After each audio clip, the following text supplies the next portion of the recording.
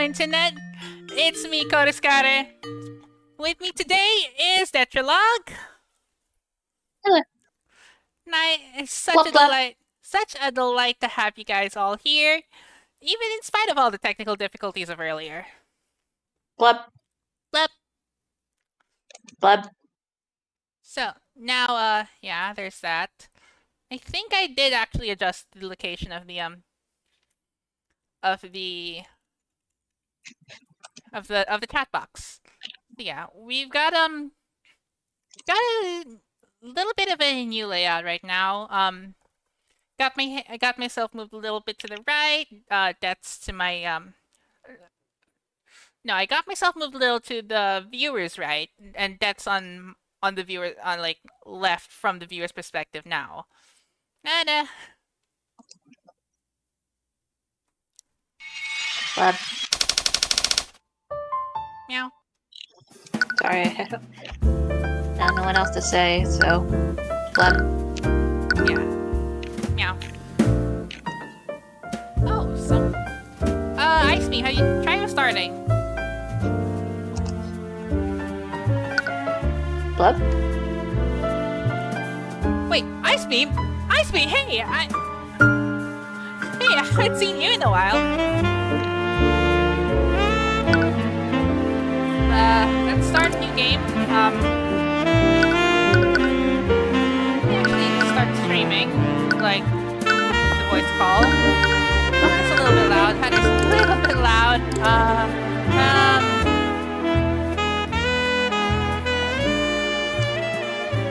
That's a little bit better. How well can you hear it, Dad? Hold on. I can hear it. Nice. Let's start the cold-hearted aristocrat.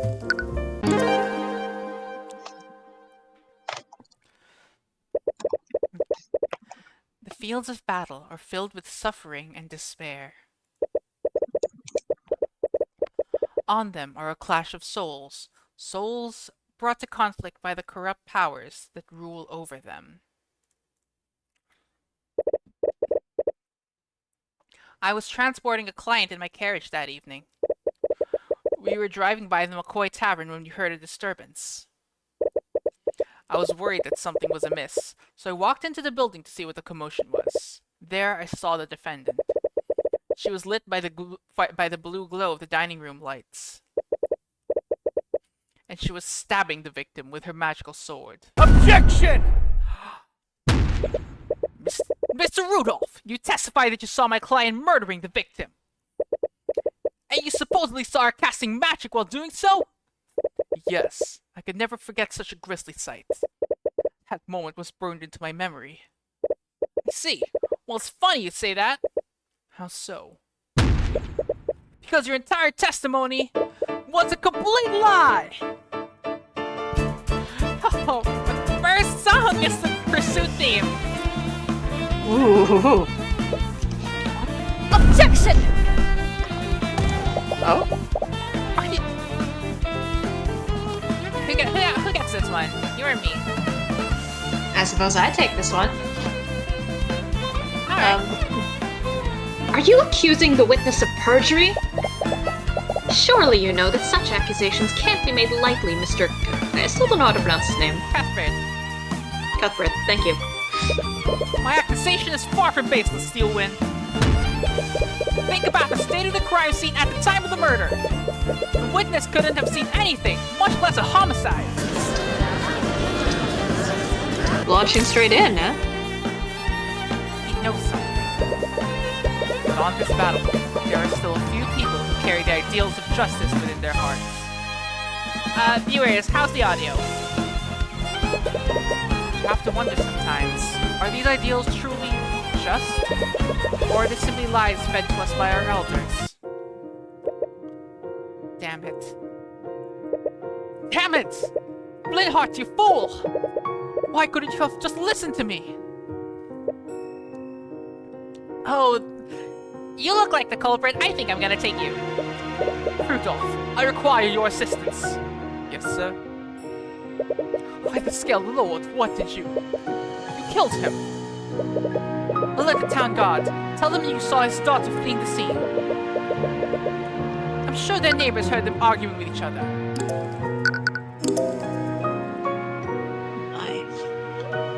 How's this? We'll immediately suspect her. At once, sir. Episode 1, The Cold-Hearted Aristocrat. Earlier that day...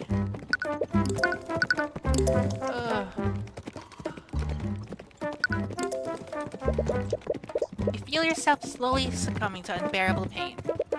You don't think you'll be able to survive this much longer. Are you sure you're okay, Cuthbert? You look like you're about to pass out. Ruby Timora. Attorney. Title cards. Don't worry about me, Miss Timora. I'm fine. I'm so glad I gave him the Apollo voice. It's perfect so far. I'm fine on 3. 1, 2, 3. I'm fine. Polly. You've been riding this carriage for days. You're definitely not fine. With each bump in the road, you feel yourself becoming more and more nauseous. It's taking every ounce of willpower just to hold down your lunch. I'm perfectly fine. Mood. If you say so. You feel the carriage drive over a large bump in the road. You can feel and hear your stomach retching in protest. The stew you ate for lunch doesn't taste nearly as good the second time. On second thought... That's better. You take a deep breath of fresh air. It's the first breath you've taken today that hasn't threatened to come back out. Sorry about this. I didn't expect the roads in this town to be this uneven. I suppose they do. I suppose they don't get a lot of traffic here. You've gone the road with your mentor for days. Together, you've been searching for a man named Flintheart McCoy. Supposedly, he's been a voice of dissidence against King Olivier for the past few decades. You have no idea what kind of business Miss Timora would have with him. But you know better than to ask questions about her affairs. You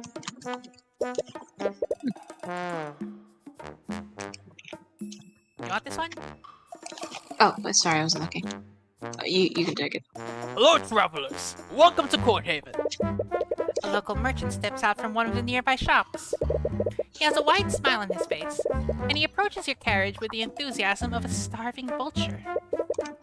We're a pair of dignified individuals such as yourself, care for a refreshing drink. Those clothes, they must be from the city. Mood Matrix! I forgot about the Mood Matrix here. Yay! Yay! For anyone watching, I've played up to Dual Destinies. No Spirit of Justice spoilers, no Great Ace Attorney spoilers, please. He certainly has a friendly expression, but his thoughts seem very analytical.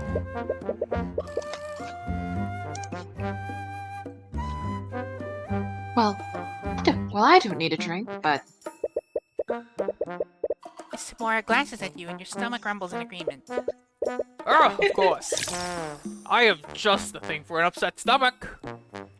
With a carriage like that, I bet I could fleece them for a lot. His thoughts or emotions are laid bare through your eye of Horus. But the merchant's expression doesn't betray a hint of what he's truly thinking. You wonder if his false smile could get any bigger. At this rate, he might dislocate his jaw. How about 2 flasks of apple juice for 50 silver pieces? 50 silver? You may find the price daunting, but this is organic and fresh-made apple juice. It's just store-bought juice, but I bet they can't even tell the difference. At the corner of your eye, you spot an empty bottle of store-bought apple juice. It's resting on a table inside the merchant's shop. Store-bought apple juice has been added to your notes. Tyrion will make mental notes of notable clues he sees in the world. These notes are instrumental to solving mysteries and progressing through the game. You can check these notes at any time by opening the toolbar in the top left of the screen. Trust me, it's worth the extra gold. Normally, the price wouldn't matter that much to you, but you don't appreciate being treated like an easy mark.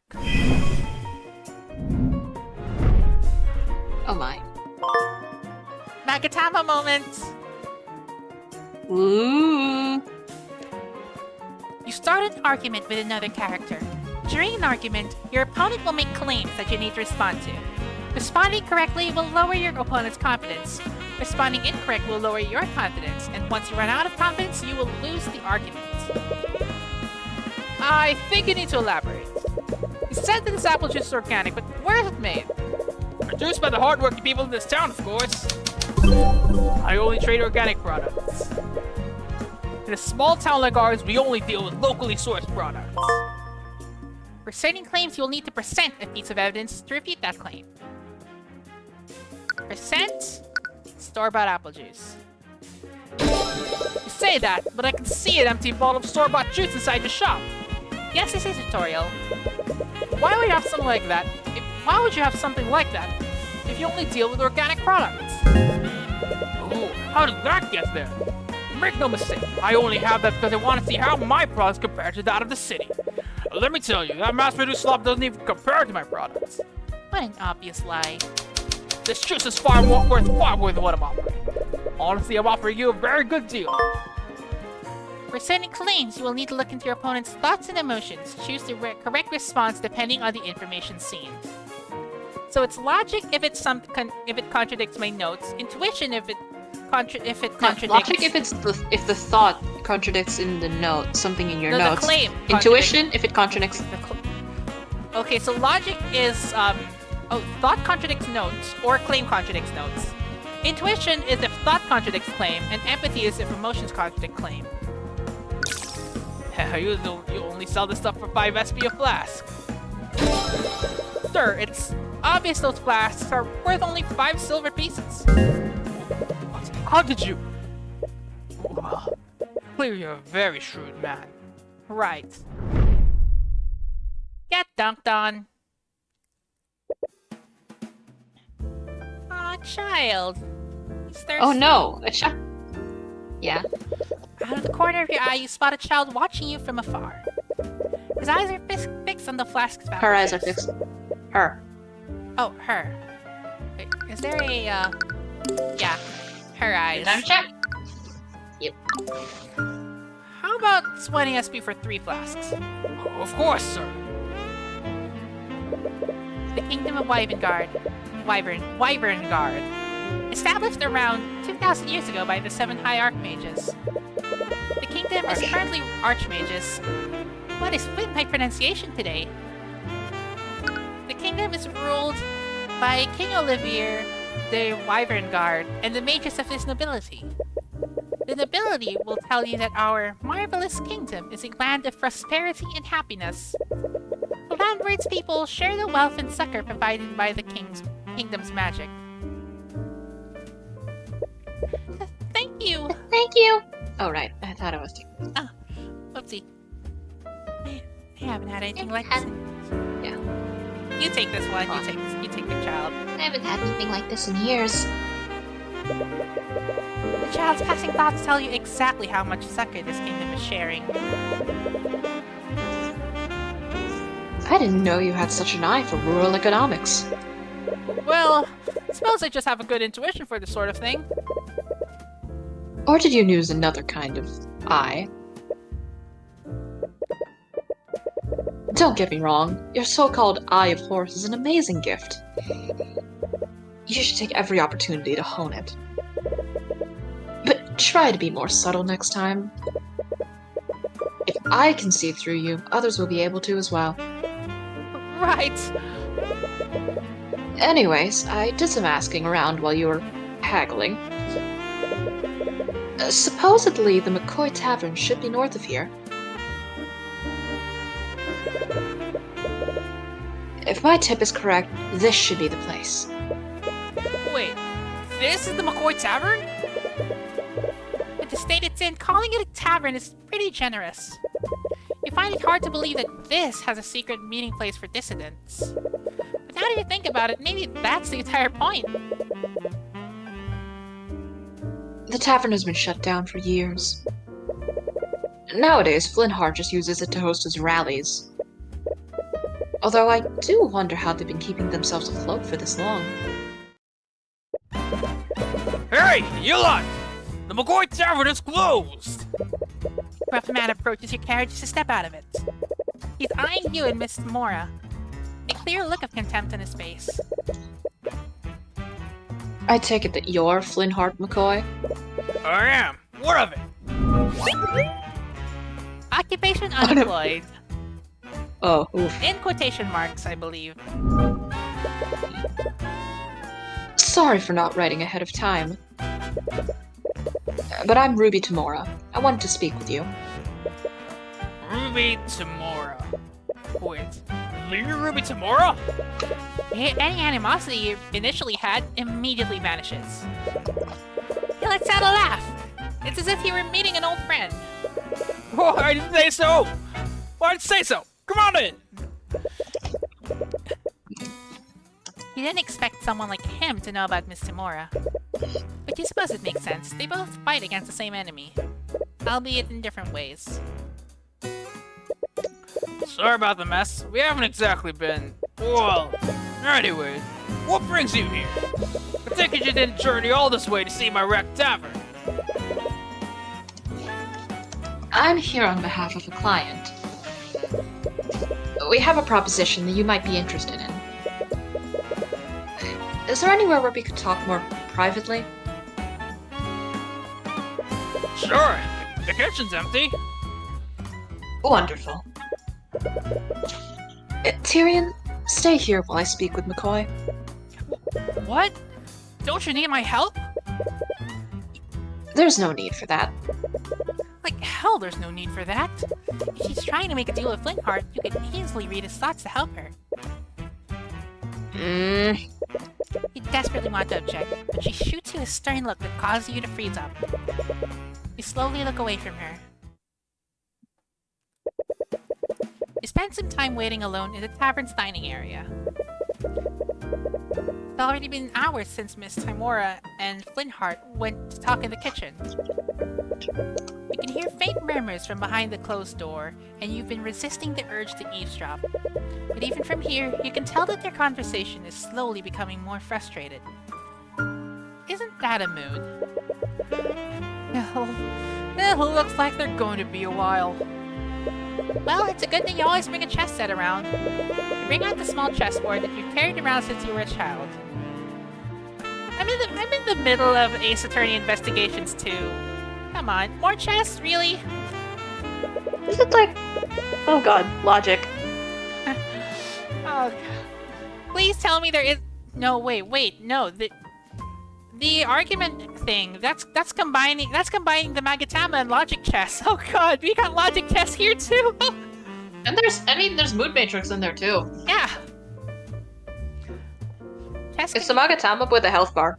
Yeah, it's a Magatama with a health bar. I mean, yeah, it's a health bar instead of blocks. Yeah. Chess can be played with one person, and you've always taken advantage of that fact. Checkmate. You win against yourself. This time as black. I've played 10 games already. I've won 7 out of 10 times as black. Hello? Statistically, white is more likely to win. Unbeknownst to you, you're thinking out loud. So why am I performing so much better when playing as black? Hello? Still don't notice her, and you're verbalizing your thoughts just as fast as you're thinking them. Am I becoming overconfident as white because it has a first move advantage? Or perhaps that very advantage is affecting my choices and making me play in a suboptimal manner? If a personal quirk is making me play illogically, then I need to correct it. Hey! Ah! What? How long have you been standing there? It's about time you noticed me. I've been trying to get your attention for a while now.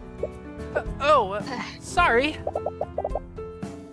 Do you know where my dad is? Your dad? Flintheart McCoy. I'm his daughter, Celeste. Celeste McCoy, mercenary. Oh. Oh, Linhart is speaking with my mentor right now. Mommy, sorry. Mommy, sorry. Mommy, sorry. No, Oh, no, I my. can't make these jokes here. I can't make these jokes here. Sorry.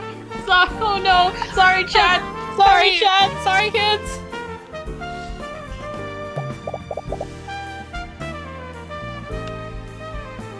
Aw, I wanted to show him something.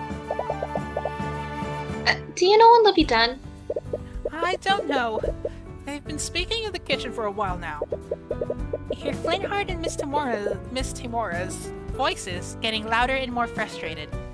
But Celeste doesn't seem to notice. Her eyes seem to be focused on your chessboard. This is chess, right? Are you playing against someone? Oh, I'm playing against myself, actually. Oh, that's... You feel a judgmental stare. Playing alone helps me develop new strategies. Plenty of professionals do it. Hey. Whoa. Whoa! Okay. Wow! I was thinking. I didn't say it. Hey, can I say the line? Yeah, sure. Hey. I'm not the type to shame a man for playing with himself. That's... Relax, I'm just joking. Anyways, if you're still waiting for your mentor, do you want to play a game? Oh, you know how to play? Sure. I've heard about this before. She's read about it? This table is so dusty. Celeste takes a seat on the other side of the table. She tries to set up her side of the board, but fumbles with the pieces. She stares at one of them, confused. How do I arrange these things again? Part of you regrets accepting her challenge, but it would be impolite to back out now. Here, I'll arrange them for you. Let me just adjust something.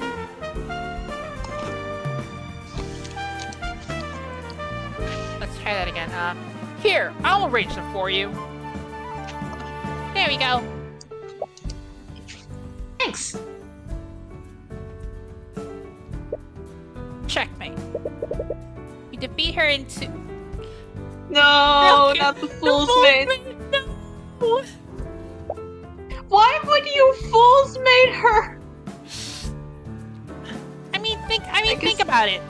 When you play at a high enough level, and you have a chance to checkmate someone, Chance to fool's mate. You yeah, just- do it. you just do it. It's like, it's someone who sounds kind of new, and like you really just try to fool's mate them out the gate. Wow. Tyrion does not drink his respect women juice. Wait, what? Already? How did you do that? You decide against telling her the name of that mate was. Rematch me! I want a do-over! Sure, why not? Not as if you have anything better to do. Scholar's mate. Celeste's brow furrows as she tries to decide on her next move. She hasn't realized that the game is already finished. Here! Let's see. She moves her knight into a position to attack your queen. It should have stopped your assault on her king, but... Checkmate! A scholar's mate this time. Ooh, I knew that was coming. What? Come on! How do you keep doing that? You look at the closed door to the kitchen. Flintheart and Miss Timora's discussion is becoming louder. It doesn't sound like they'll be done anytime soon. Again, I'll definitely beat you this time. For someone who had clearly never played before, she's quickly improving with each game. It's impressive. She's observing your strategies and adapting them to her playstyle. With the way she's playing now, she could even defeat a nationally ranked noble. Checkmate. But even so, you've been playing this game for a lot longer than she has. How are you always one step ahead of me? It's like you're reading my mind. As if you'd even need to. Just one more game. I'll get you this time. Hello, Cuthbert. Oh, hi, Mom! Miss Samora emerges from the kitchen with Flintheart. They both look mentally exhausted. It looked like negotiations didn't go well. Hi, Dad. Oh! Hello, sweetie. Flintheart looks irritated. But as soon as he sees Celeste, he quickly hides behind a smile. You wonder what their discussion was about. What's this? Some kind of game? Miss Tamora glances at pieces on the board. Don't feel too bad about losing to him. He's nationally ranked. Oh, you're a professional. Is that why you're wearing a suit? No, chess is just a hobby. I'm actually a defense attorney. An attorney? Speaking of which, we should probably be on our way. Aye.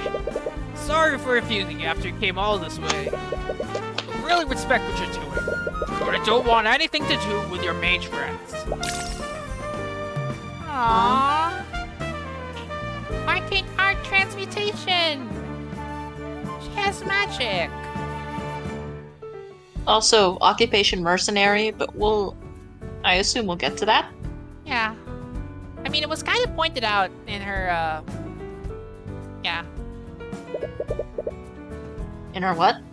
When her, character was introduced. Final card. Yeah. That's what I'm saying. We'll see. You wonder what he meant by that.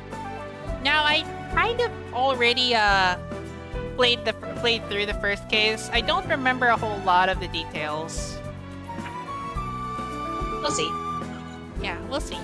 Maybe they changed something. I hope they changed something.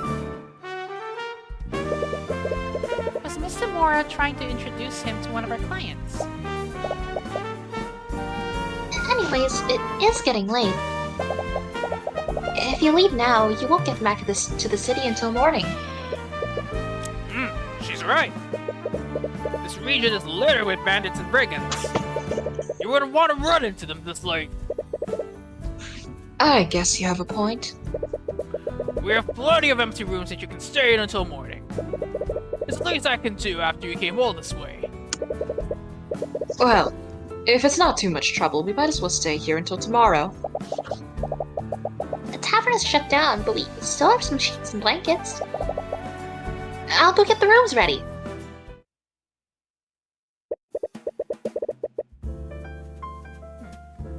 Let me just pause for a little bit.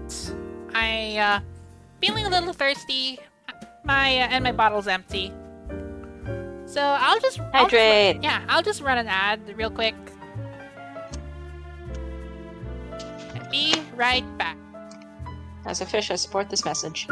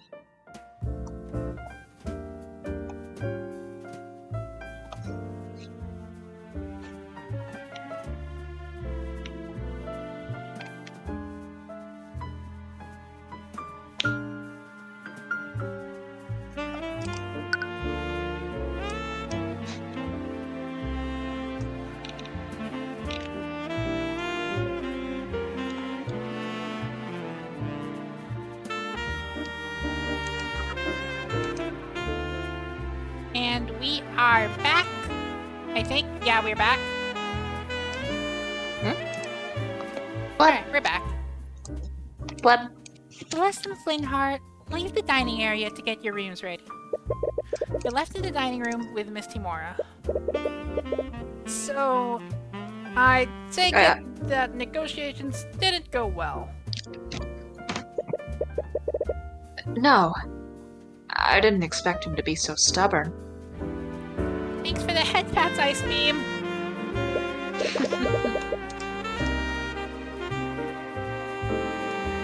Honestly, I have no idea what that man has against mages. Well, there is one way to find out.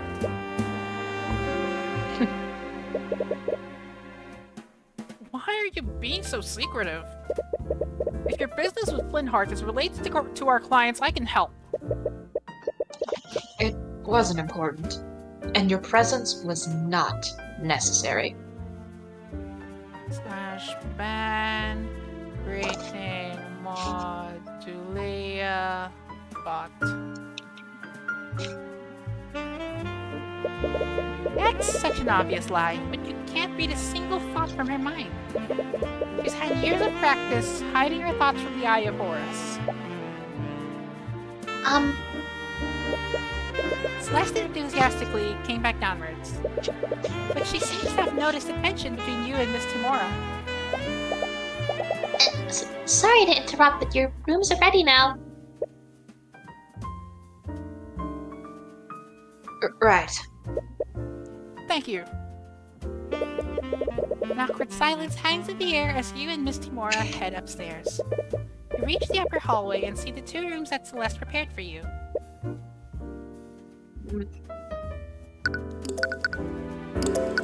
Save. Miss Timora stops before entering her room.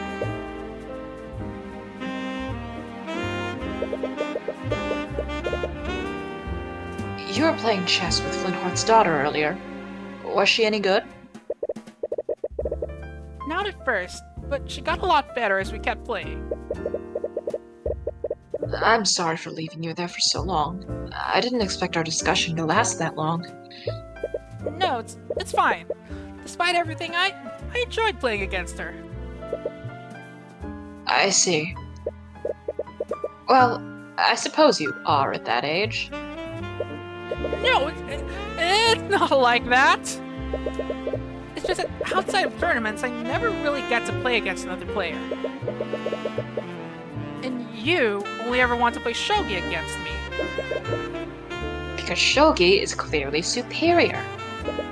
It's complete anarchy is what it is. You just bring fallen pieces back to life like some kind of necromancer. It adds depth. Dropping adds a dimension of play that isn't present in chess. So true, bestie.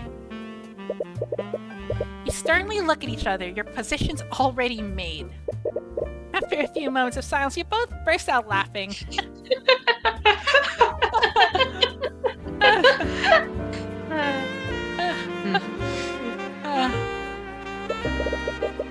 I'm sorry if it looks like I don't trust you. I know you're just trying to help. But there are some things about my work that I just can't tell you about yet. But one day, I'll tell you everything. Why do I have a suspicion that one day will never come? You're getting the Maya Fey vibes too. Sorry, Mia, Fey. right? Mia, right? I think I was thinking of Celeste and therefore thinking of Mia. So, oops. Oopsie. Alright, sorry for prying. I want to show you I'm ready to be an attorney. It's like I can't tell if that's like a coat, if that's like just like a cape or, a jacket. I mean, with the setting, it would make sense it's a cape, but yeah. You are. I know you are. Rare praise from your mentor catches you off guard. Anyways, get some rest. You should mentally prepare yourself for the journey tomorrow. Right. I completely forgot about the carriage ride back. You can horribly feel your stomach churning in protest. You lay in the bed that the McCoys prepared for you. And as you close your eyes, you slowly drift into a deep slumber. As this happens, you feel something invasive. Your mind drifts away, and you feel yourself being pulled elsewhere. You find yourself in a surreal and unsettling landscape. You're fairly certain that you're dreaming right now. But some instinct at the back of your mind tells you that something is fundamentally wrong about this. You see a woman in the far distance. She's staring directly at you. What? Can I do it? Huh? You want it? Can I do it? Can I take it? Sure. Okay. What? Essence. She's murmuring something, but you can't quite make it out. Is she trying to say something to you?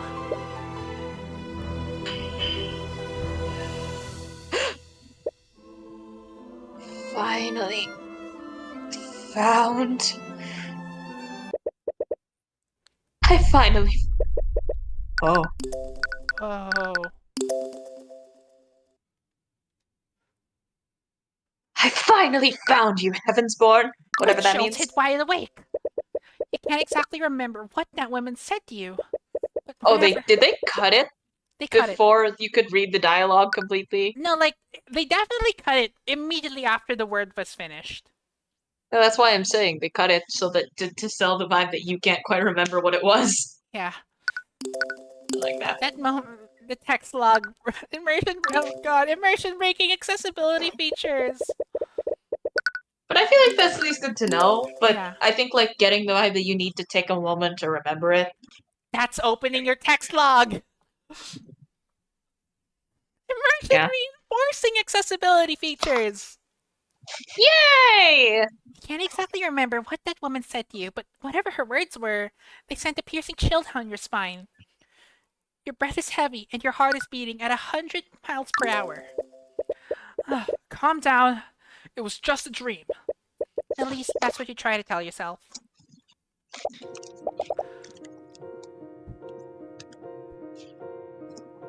It's you. Right. Please, just let me explain. I don't want to hear it! You hear the voices of Celeste and Flintheart ring out from downstairs. It must be extremely late. What could they possibly be arguing about at this hour? I want you out of my house! Out! No, not the trans allegory. Or the queer allegory. The sad face. The sad face. While Flintheart was bad-mouthing mages. This. No. No! First Merlin, now this! Magic is gay! Dead silence lingers in the air before you hear someone rush out of the tavern. Whoever left slams the door behind them. Oh, I should not be angry right now. What was that all about? It's none of your business. You only met those two today. It would probably be best not to get involved in their affairs. And as you tell yourself that, a brief image of Celeste's smile appears in your mind. Damn it. You slowly make your way out of your room. But the hallway is nearly pitch black. You can barely see a few inches ahead of you. You have to watch your step to avoid tripping. You run into Flintheart, who was slowly walking up the stairs. Even this close, it's hard to see his expression in the darkness. Sorry. Oh, no, whoops. Sorry, I just heard... Right, I forgot you two were... His words trail off. Is everything okay? Surprise and sadness. Sorry, I'm just going to... You awkwardly shimmy past Flintheart to head down the stairs. He doesn't move out of your way. It's clear his mind is elsewhere. You arrive at the dining room, but you don't see Celeste anywhere. Honestly, though, it's hard to tell with how dark the room is. Celeste? Are you still here? You don't receive an answer. You remember hearing someone slam the front door earlier. Your eyes are drawn to the tavern entrance. Celeste! No answer. Celeste! Where are you?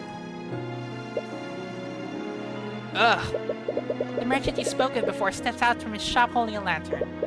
He appears to be irritated by all the noise you've been making. Oh, you're the kid from before. Do you have any idea what time it is? This isn't the city. You can't just make a bunch of noise like this. Right. Sorry. I was just looking for Celeste. Who? Celeste McCoy. She's Flintheart's daughter. The merchant's expression becomes a little colder. Do you know them? What do you want with that bastard? The damn mage. What? Those two probably woke up half the street with all their yelling. I don't need you keeping us up too. If I hear any more noise, I'm going to call the town guard. Before you can get a word in, the merchant walks back into his home in a huff. You look around, but you still don't see any sign of Celeste. You decide to continue searching. Can't believe I said those things to her. She'll never forgive me for this. I see your temper is as short as ever, Flintheart. You? Honestly, how do you live in this darkness? You look so... blue. What are you doing in here? And how dare you bring that witchcraft into my home? You've been busy lately. Your little rallies have gained quite a lot of support. Too much support from a family like it. But what? You came all this way to convince me to stop. Have my word. If you stop spreading dissidence, no harm will come to you or your family. Ha! Your word is as good as the dirt you lick off of King Olivier's boots. As if I'd ever trust the words of a murderer like you. Murderer? Linhart, please. As someone you once called a friend, I'm only going to ask you one time. Friend? Friend? I'll be dead in the ground before I ever call the likes of you a friend. Get out of my house. I don't have any time for your nonsense. Unfortunately, I don't think you'll have much time for anything.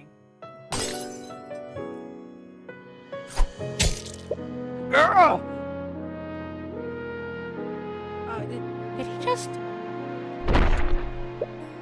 You do recall the intro, right? Yep. Damn it.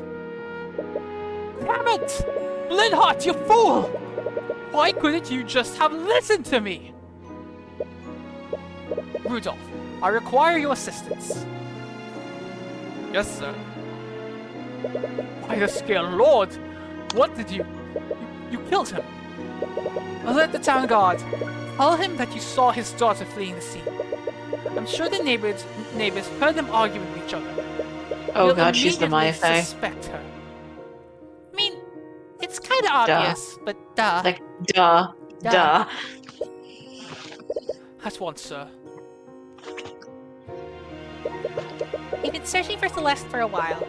How long have you been outside? 2 hours? 3? However long it's been, it's clearly taking a toll on you. Where is she? What am I going to do now? You hear a faint voice. Could it be? Oh! As you peer behind an old tree, you finally find her. She looks just as tired as you are, probably even more so. Her eyes are puffy and red, but she's doing her best to hide it with a smile. I've been looking all over for you. Oh, sorry. I'm guessing we woke you up? Yeah. Is everything okay? It's nothing. It's just an argument. The way she reacted, this is clearly not common. I suppose that it's none of your business. You decide not to pry further. Have you been looking for me all this time? I have. Thank you. But I'm okay now. You should head back. Actually, saving this screenshot.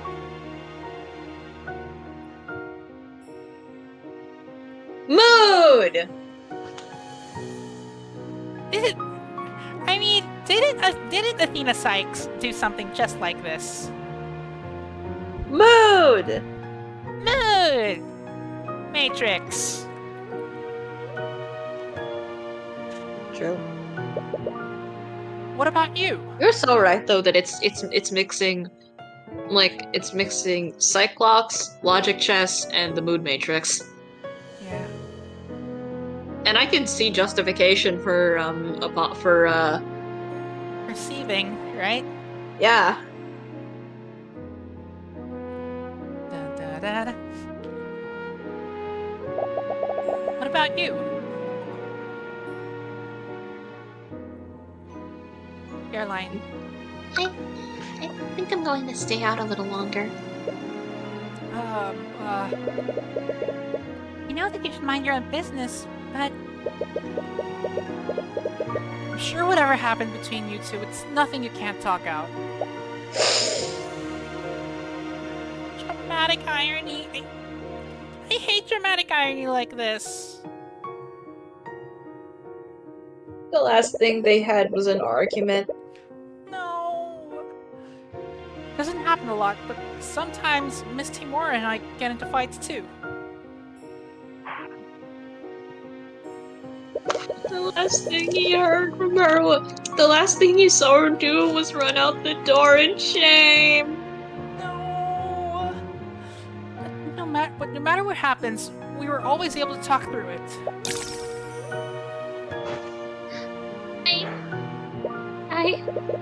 Sorry, I know it's none of my business, but I just... No, I really appreciate it. Thank you.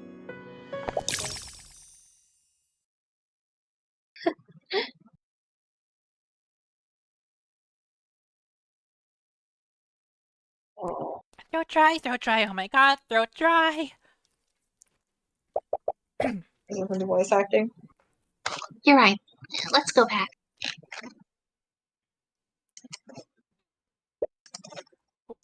What? You arrived back at the McCoy Tavern. And it's now surrounded by several carriages and knights clad in plate armor. Is that... the Inquisition? Duh! Nobody expects the Spanish Inquisition!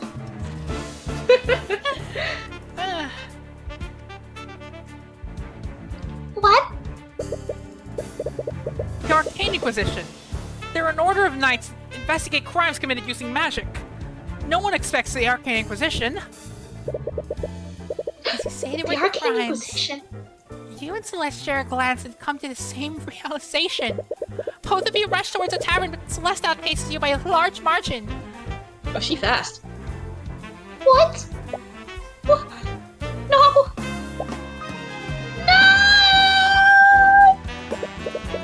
She reaches the tavern before you, and before anyone can stop her, she takes a look inside the inn.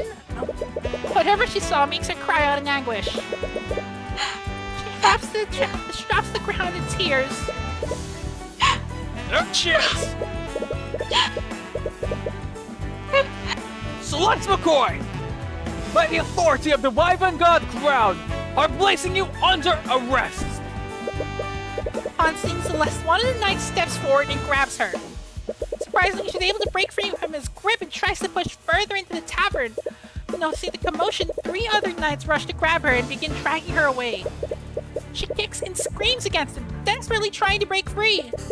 Even seeing the 3 knights take all their strength to subdue her. Oh, What are you doing she's to strong. her? What is going on here?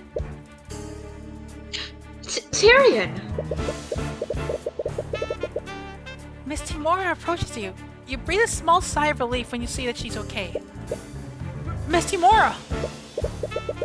I should have known that he was one of yours. Just stay out of our way. Miss Timora, what is going on? Why is the Inquisition here? I'm surprised myself. But from what I understand, Flynn Hart McCoy has been murdered. Murdered? Make my progress a fucking course! Murder! Also, I'll just delete all of the old ones. Murder. Murder.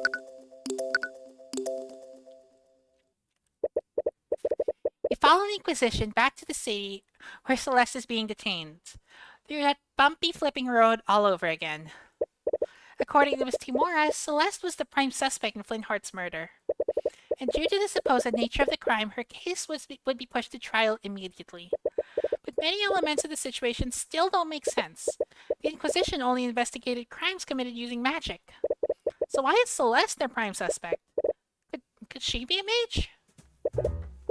This is ridiculous! She has the right to speak to an attorney. Anyways, you find yourself met with another hurdle. A very frustrating one.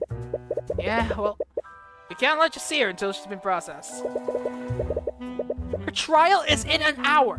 How has she not been processed yet? Actually, you want to take this guy? I don't know what to tell you, kid. I wish I could help. You don't need to use the eye to know that's a complete lie. So, you're really planning on defending her? Do you know she can even afford a lawyer? I just can't stand here and do nothing. You saw them, didn't you? There's no way she would murder her father like that. I know that look. I was saving this for a special occasion, but... Attorney's badge! The badge! I'm going to present this at every opportunity! Yes! A magical runestone that allows you to take pictures of crime scenes and write notes telepathically. Every attorney has one. It's almost like a badge for them. It's... Oh my god. The badge! It's like... Yeah. Let's go! The badge! Yeah. Your This Honor? is- Yeah. You go. Your Honor, my client is innocent because... Pulls out badge. I am a lawyer! Courtroom airbending! I mean, there's magic here. Yeah. You can... I don't know if you can courtroom airbend, but... It'd probably still be frowned upon, but... It's probably courtroom divination, you know, some courtroom and maybe some courtroom enchant. Actually, no. No, Courtroom divination, courtroom- maybe some courtroom transmutation. Yeah. Courtroom necromancy if we want to get exciting.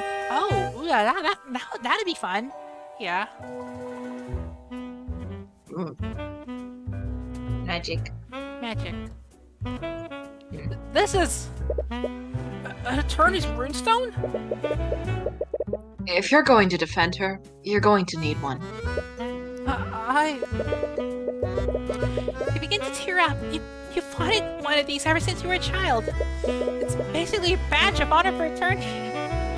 They're saying it very badge. deliberately. Yeah, Like, fucking, this is the badge. this is the badge. Don't cry, Cuthbert. Sorry. Anyways, keep one thing in mind.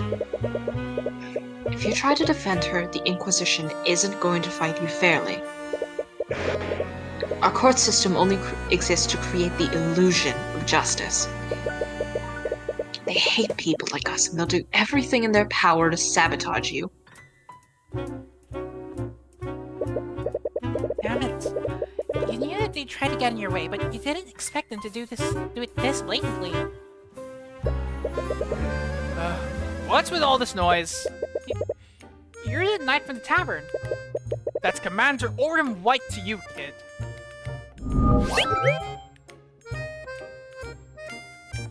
Hey, it's Gumshoe. It's like a less jolly Gumshoe. Maybe. I had a feeling Timora would be sniffing around this case. but I didn't expect her to send a kid to do her dirty work. Oh, sorry. Commander, he says that he wants to talk to the mage. Bring the or bring the voice threshold up a little bit. And she's got a right to an attorney, doesn't she? Well, she hasn't been processed. Commander White looks confused for a moment. The hell kind of bullshit are you trying to pull? Let him through, you idiot! Yes, sir. The knight leads you through the halls of the dungeon. Okay, so he's a hard. Okay, he seems like a hard ass, but he seems. Well, he was on your side there, so. Yeah. Either he wants to fight fair or he wants to cheat more subtly. Yeah. Something built in the capital, it looks extremely old and decrepit. Prisoners, sad, angry, scared. It's everything except happy. Of course. You pick up the negative emotions of the prisoners nearby. It's a heavy, almost crushing feeling. You've always had to avoid crowded places because of how sensitive you are to people's thoughts. Latismo. What? Ilotismo. Elotismo. You've never felt this much concentrated despair before. Wait, hang on. Ilotismo. There she is.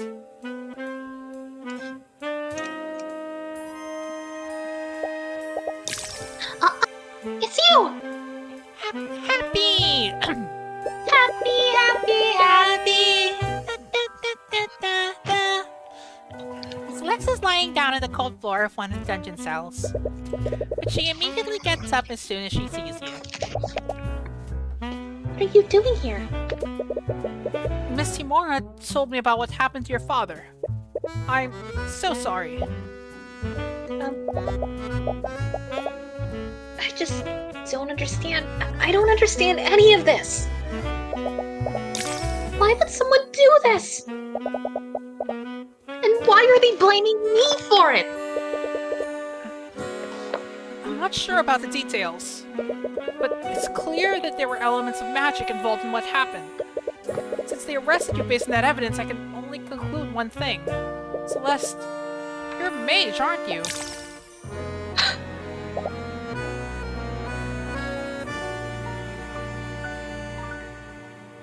There's no sense in hiding it anymore. Yes, I am. Do you have noble blood? Of course not! Why would you say that? Unless. Sorry. Plot? Plot? Plot, yeah. The ability to use magic is hereditary. Most mages tend to have some kind of noble blood.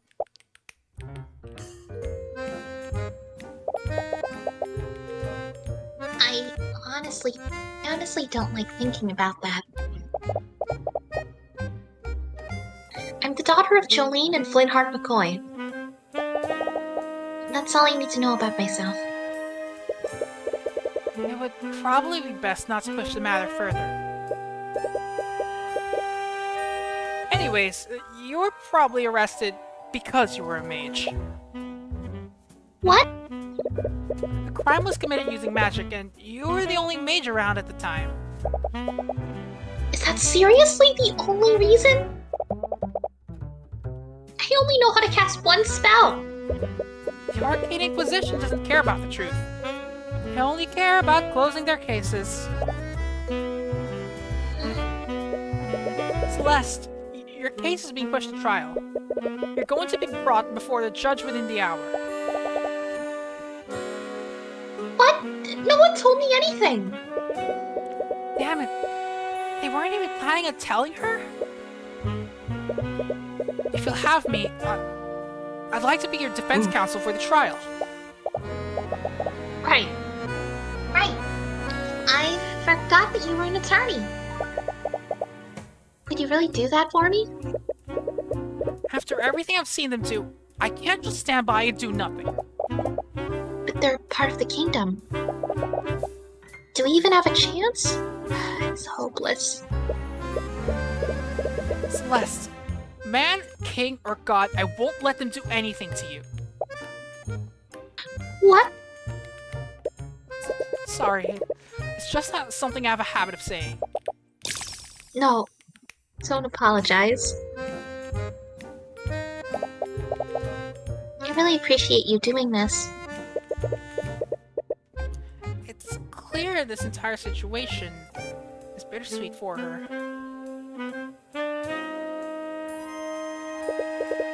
And because of the Inquisition's delays, you haven't had any time to investigate the crime scene. You were confident before, but you begin to doubt whether or not you really can do this. Everything's happening so fast. Feels unreal. No, you have to do this. This is the exact reason why you became a lawyer. No matter what happens, you'll acquit Celeste. Is she gonna stay? Is she the Maya? Courtroom. I am in a real courtroom. I don't If know. I knew what she sounded like in the anime, I would totally yoink the voice. It's a little bit higher than what you've been. But that's just because my voice is lower, Yeah. and also because I feel like that'd be tiring to do for long. Actually, entering the courtroom has taken a lot of wind out of your sails.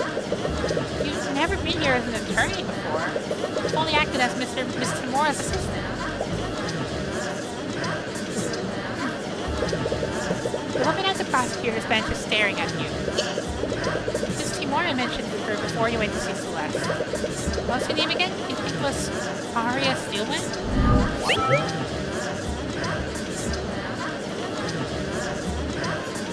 Eve Darkclaw. Steel, Edge. Steel. You can feel the coldness of her glare burrowing into you. Why is she staring you down? Is she trying to intimidate you? It says it's working.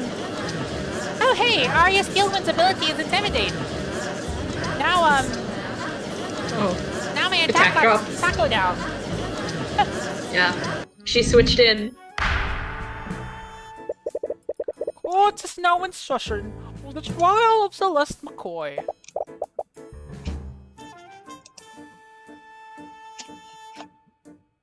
Wasn't this you? Wait, I got this. The prosecution is ready, Your Honor. The defense is also ready, Your Honor. He doesn't necessarily sound very ready. Regardless, let's begin the proceedings. Prosecutor Steelwind, please list the charges. The defendant is Celeste McCoy, a mercenary for hire and a registered mage. Wait, did she just say mercenary? Yeah, I had to take up a job after my family's tavern was shut down. Right. Also, wait, I am also playing. I guess it makes sense if the voice is lower because she's like 19. Yeah. It's not exactly the first occupation you choose. She's charged with second-degree murder and negligent misuse of the arcane arts. I see. So there was magic involved. Yes, the crime occurred within the McCoy Tavern, a local inn that shut down years ago. The locals reported hearing a loud commotion coming from within the building. Hours later, a carriage driver that was nearby checked the disturbance. Oh, she's 18. Oh. It was then that he found the victim, the defendant's sword still impaling his dead body. Arcane art evocation, age 18. I should know these. Yeah. The Inquisition has provided an autopsy report and a record of the sword. Autopsy report Flintheart McCoy has been added to your notes. Hopefully no updates. Oh, died after being stabbed from behind with a magical blade. Fatal wound shows heavy traces of transmutation magic. Celeste's sword, the alleged murder weapon. It's an ornately designed sword but it has no magical properties. What was the defendant's relationship with the victim? I see that they share the same last name. The defendant is the victim's daughter, but not by blood. She was adopted into the family when she was an infant. Her birth parents are currently unknown. I see. What an unfortunate turn of events. To begin, the prosecutor would like to call Commander Orem White to the stand. Witness, please state your name and occupation for the court. Name's Orem White. I'm commander of the Arcade Inquisition. Orem, could you please testify about the details of the Inquisition's investigation? Yeah.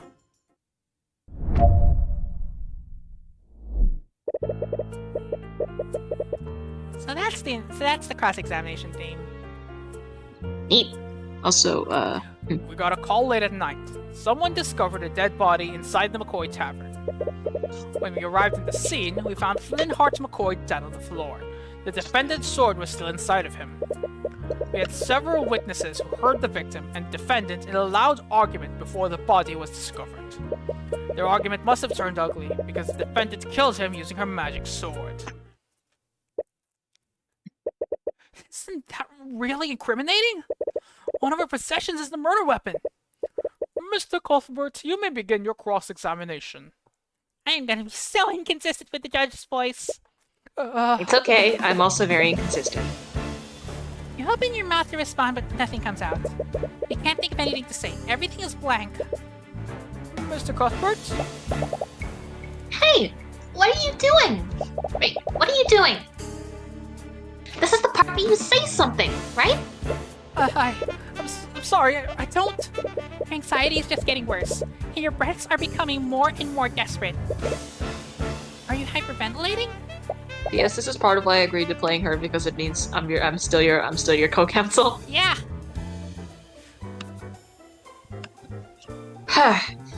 What a disappointment.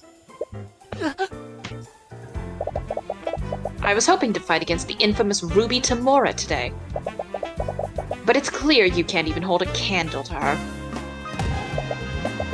Your Honor, it's clear that the defense has nothing to say against the prosecution's overwhelming evidence. Yep. This case is pretty open and shut. No! Wait! This isn't what's supposed to happen. I'm sorry, Tyrion. I couldn't acquit Frey. Who's Frey? She was found guilty. What? What that means? Are they going to execute her? No. Not again. Are you seriously going to just let that happen again? Lore. Or... Tyrion! Celeste grabs your shoulders and shakes you out of your panic. You need to calm down. Her gaze is calm and focused despite the gravity of the situation.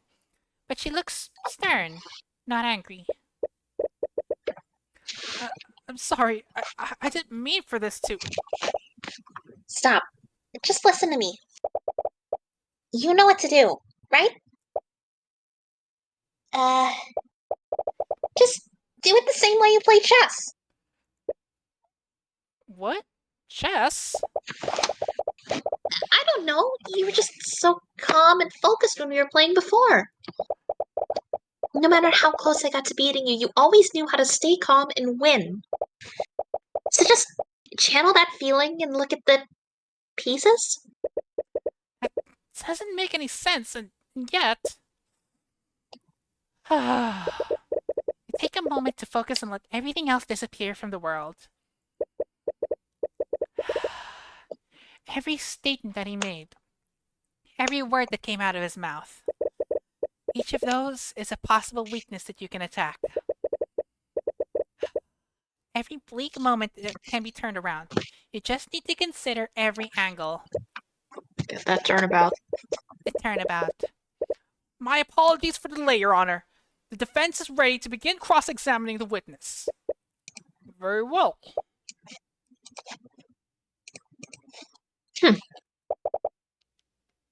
There we go. God, that worked.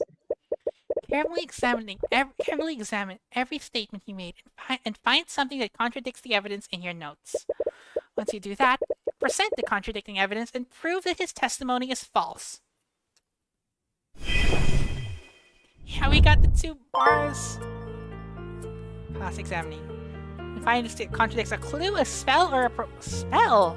Oh, that's like the latent crossover. Neat. We got a call late at night. Someone discovered a dead body inside the McCoy Tavern. At what time did you get this call? And who discovered the body? Call came in at 1:25 a.m. As for the witness who discovered it, he wanted to remain incognito. It's not unusual for witnesses to stay anonymous. It's well within their rights. But this would be a lot easier if we could question the witness directly. What happened when you arrived, Commander? When you arrived... when we arrived at the... Can you actually check your notes, by the way? No. Can't you check your notes to... Yes. Where? Died after being stabbed. No magical properties. That's all? That's all. Oh, we don't have any spells yet. The profiles then. Red, Ruby, Leonard, Celeste, Aurum, Aria. But do you keep flipping through Just keep through flipping. the lines? The defendant's sword was still inside him. How did you know this sword was my client's? The sword is made out of some kind of special alloy. I think it was forged out of the country or something. It'd be hard to mistake something like that. We also have several eyewitnesses who verified that the sword belonged to the defendant. She made no effort to hide it from the public. Quite the contrary, she was quite proud to show it off.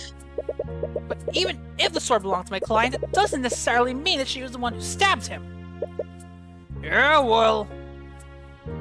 We have several witnesses who heard the victim and defendant in a loud argument before the body was discovered. How did they know it was my client and the victim that were arguing? You were there, weren't you? You had to have heard them too. Every witness we talked to knew it was them. Well... Your Honor, it's clear that the defense is playing devil's advocate. Even he should have recognized their voices. Well, they got you there. Their argument must have turned ugly, because the defendant killed the victim using her magic sword. And then... Shows no traces of magic.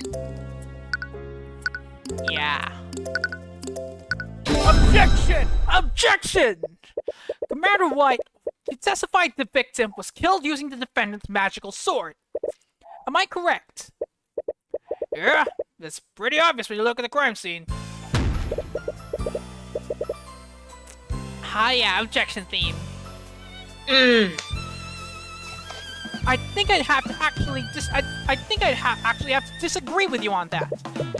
The defendant's sword couldn't have possibly been the murder weapon. What are you talking about, kid? The sword was inside his body!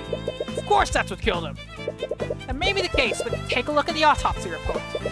It states the fatal wound had heavy traces of magic. But how would a non-magical sword leave traces of magic on the body? What? To leave a trace like that, the wound would have had to be created with something magical. My client's sword may look fancy and expensive, but it is entirely mundane. Doesn't make a lick of sense! The sword didn't kill him, why was it in the body? Yes, I find that quite strange as well. Well, there's only one reasonable explanation, Your Honor. The wound was created magically, and someone shoved the sword into the wound afterward. The hell are you talking about? The defendant is a damn mage! She could have easily killed the victim using magic. That may be, Commander, but why would she kill the victim using magic and then stab him with her sword? She would just be incriminating herself. No, if anything, this series defense proves one thing. Someone used magic to kill the victim, and then they pushed my client's sword into the wound to frame her. Objection! Oh, that... Don't get ahead of yourself. What? Your Honor, the defense is trying to spin the facts in his favor. He claims that a third party committed the crime and used the sword to frame the defendant. But wouldn't the simpler explanation be this? Magic was being channeled through the sword at the time of death. That is what left the magical trace in the body. Commander, please tell the defense how the murder was committed using magic. What? Also, I appreciate the getting an objection line. Yeah. Get a bit of her voice. Alright, alright. I think I see where you're going with this. It's true that the sword itself isn't magical, but magic can still be channeled through it. That defendant over there, her spell compendium has a spell called Mage Blade.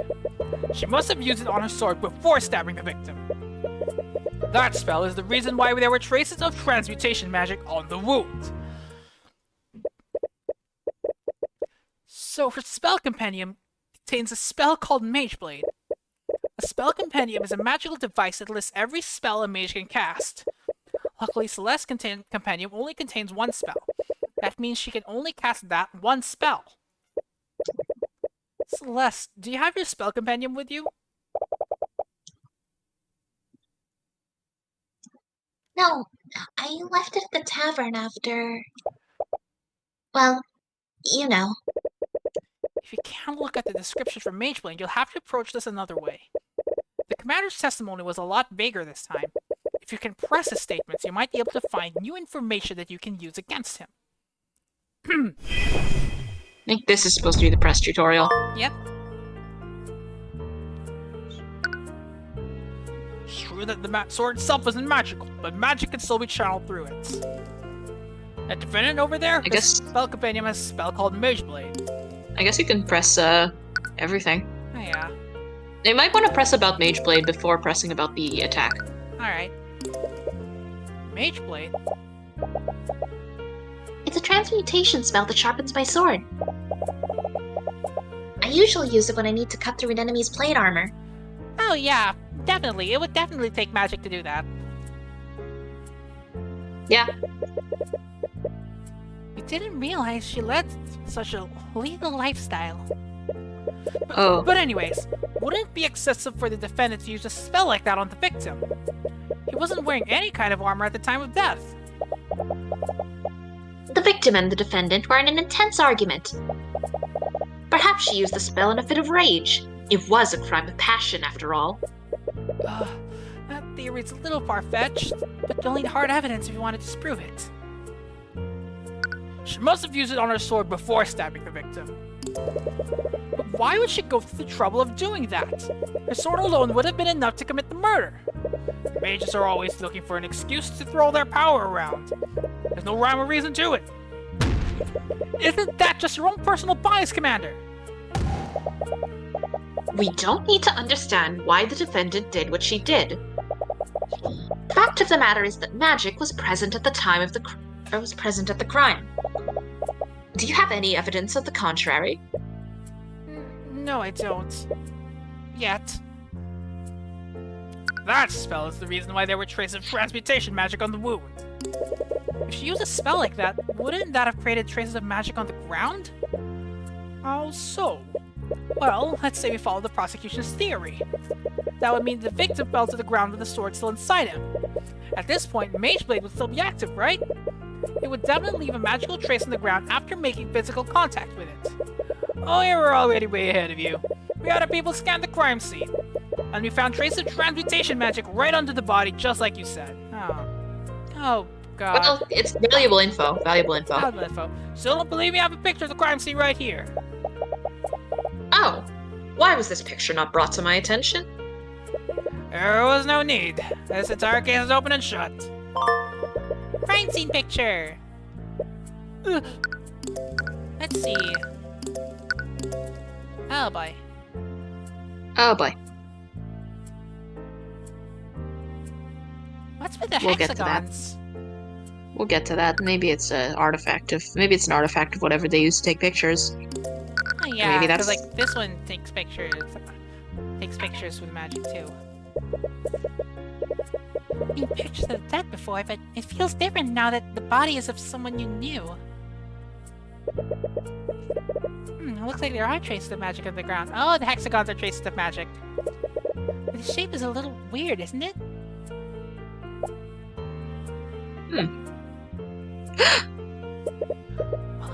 What was that just now? You can see it right in this photo. She killed him with a stab from the front. Behind. Yeah, Behind. I knew it.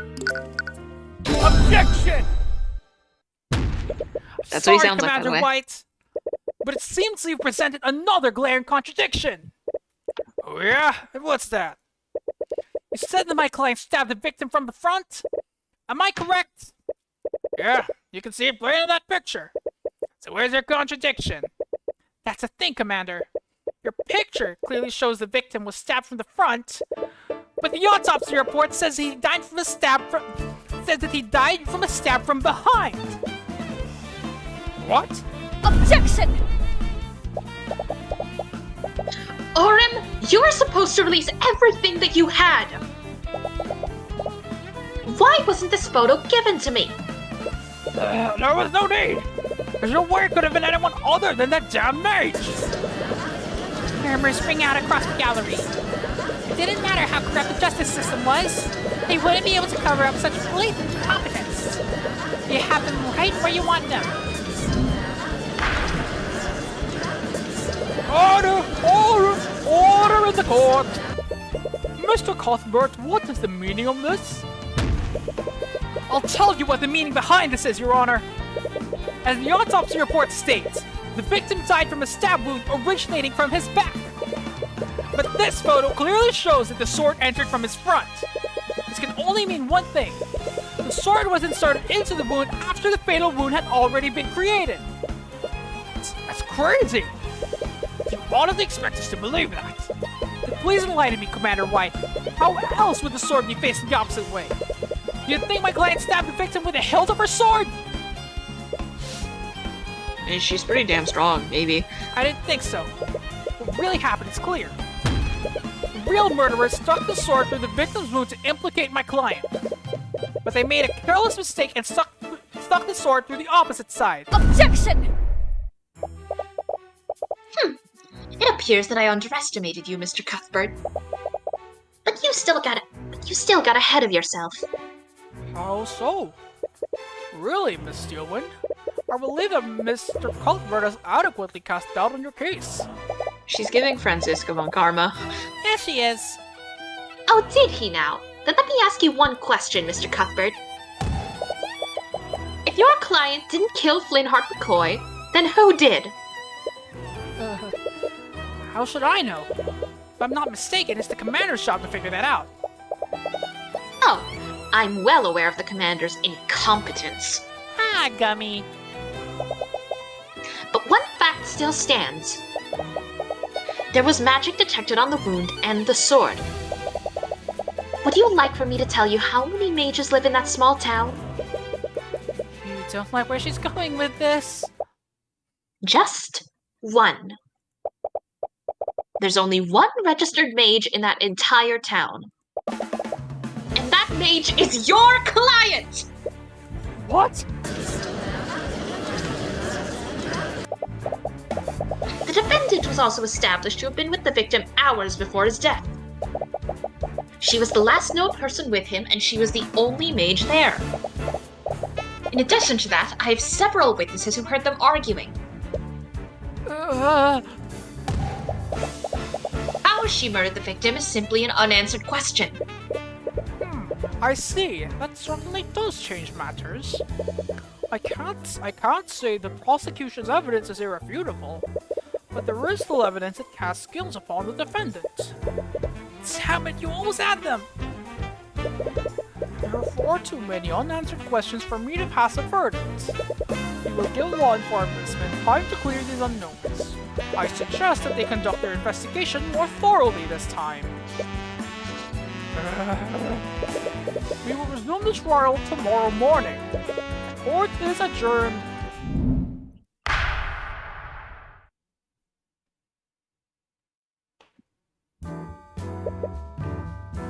Hello, Cuthbert.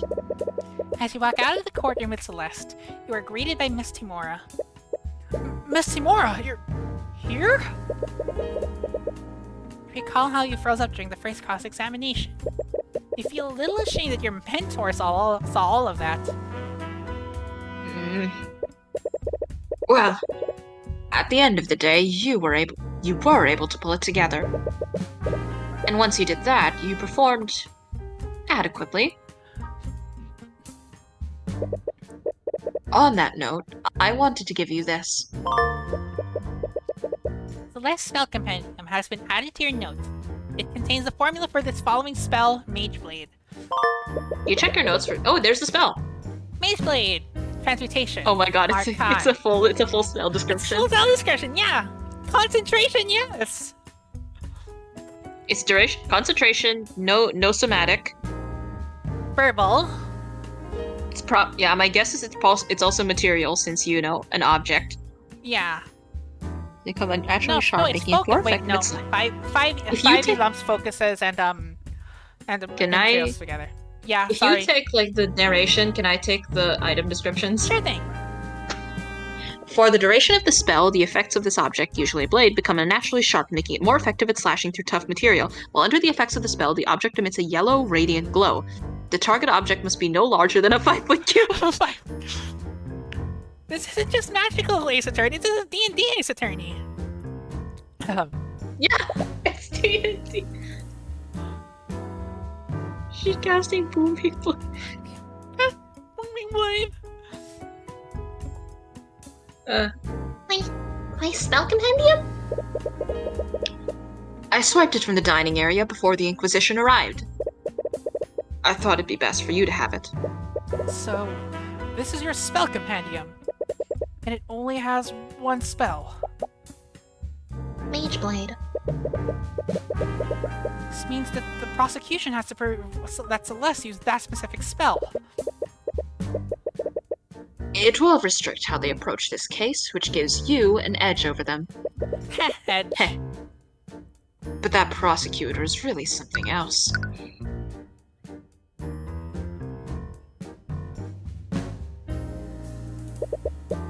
You mean Prosecutor Steelwind.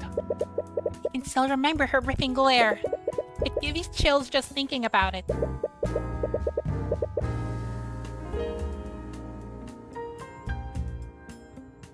You wouldn't even know it, but this was also her first trial. Really? I'd thought that her inexperience would make for a good first opponent. But that girl, she's a natural in the courtroom. It makes me wonder why a Steelwind would choose to become an attorney in the first place. What do you mean? The Steelwinds are a powerful noble house. Of the noble families, they are one of the few who answer directly to the king. Most members of the house take high-ranking positions in the kingdom's military. So, it's a bit strange that she chose to become a prosecutor despite that. Steelwind. I feel like I've heard it somewhere before. In any case, it's best that you focus on the No, that's fine then. It's you. I wasn't reading the In any case, it's best that you focus on the trial. You have about a day until court resumes. Right. Now that I have time, I'd like to ask you a few questions, Celeste. Namely about that argument you had with your father. Oh, You see the bailiff staring daggers at Celeste. It looks like they're waiting to take her back to her cell. Whatever questions you have for her will have to wait. I should probably go. Celeste walks away while avoiding eye contact with you. Bringing up her argument with Flintheart may have struck a nerve. Oh, that's me. I'll also use this opportunity to investigate the crime scene. I wouldn't be surprised if the Inquisition missed something. You utterly embarrassed them today. Don't expect them to make the same mistake twice. Right. There are still a lot of things we don't know about. As much as I hate to admit it, your skills of deduction far surpass mine. If anyone can figure out what really happened that night, it's you. You like to save your progress? Yes. I am trying my best with the voices. Me too, me too. I'd say you're doing good. Yeah. How about me? Now we'll be taking another break. Lining up right with the ads. Everyone watching, stretch. Get yourself some water if you haven't. Got any quick chores that'll only take 3 minutes, less than 3 minutes to do? Do them now. I will see you in a little.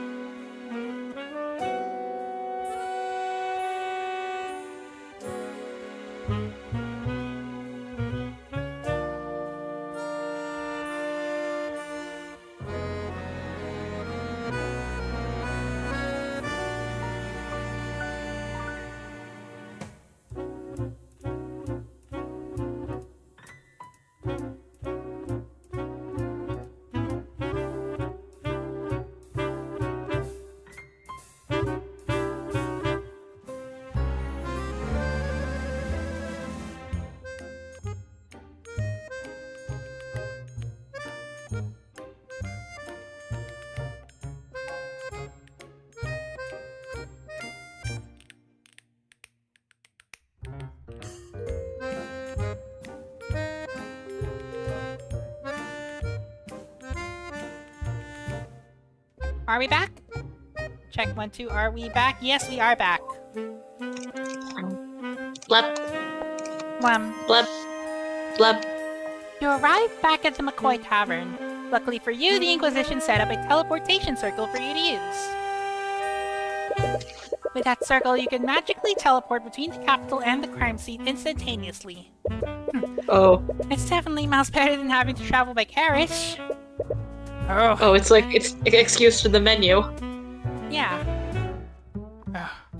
It's you. What are you doing here? Commander White takes notice of you as you enter the tavern. It looks like he's working with a team of knights to investigate the crime scene. I'm the defense attorney in this case. I have just as much right to investigate this crime scene as you do. Yeah, whatever. Just remember, I got my eye on you, kid. Examination in Chapter 1? Yay! The Inquisition has lit some candles, but there's a magical lamp right there. I wonder why they're not using those instead. Because they hate magic. Maybe. It's a painting of a mage, and there's some text on it. Samala Daglia, legendary practitioner of the arcane arts. He mysteriously disappeared one day. It's rumored that he was developing a formula for a new transmutation spell. However, he was reckless in casting the spell, and Daglia quickly lost control of its magic. His body was never found. Many speculate that he didn't actually die during the accident, but if that's true, where did he end up? Foreshadowing? Maybe. Sounds like a cautionary tale against using magic. That might explain why Flintheart keeps it in his tavern. It's a painting of a man in a suit. There's some text on it. Adam Evely, politician of the Pedantic. Heard of this guy? He's some kind of politician from one of the nations west of here. Heard he's pretty much a shoo-in to win whatever election they have going on there. An election? Was Flintheart studying democracies for his little revolution? Lamp. There's a modern-looking lamp mounted in the wall. It's a lamp powered by artificery. I didn't expect to find something this sophisticated in a town like this. Ah! Artificery is just another form of magic. Actually, artificery draws from surrounding ley lines to... I didn't ask for a science lesson, kid! Anyway, look where artificery got these folks. The arcane power cell broke and they haven't had any power for weeks. Yep, nothing can beat good old oil and flame. Why does this face look so familiar? Who have we seen this on? Gatto. Ah, right. Godot. I've been waiting for you to ask that, actually. Right? Yeah. How does objection sound like an Objection. It's like that, but a bit... It's like that, but a little gay... Objection. Wait, no. Objection. Objection! I don't know. I don't know. What does this sound like? I think yeah, it's good. I think I gave him a gruffer Godot voice. Which makes sense. Objection. He gives that vibe. Wait, can you read the power cell? Huh? Can you read the power cell description? The one you got? I don't think I did. Wait, did I? No, you got it. You got the power cell as an item. Right. Look, Yeah, that's you. I'll read it because I'll take the descriptions. The McCoy Inn is outfitted with several lamps powered by artificery. However, the arcane power cell has been broken for weeks, and the lamps can't be turned on. They're gonna do something where, like, someone says the lamps were on, but then this tells you that they aren't. For sure, obviously. Like, that's how you saw the body. Blah blah blah blah blah blah blah blah. Blah blah blah.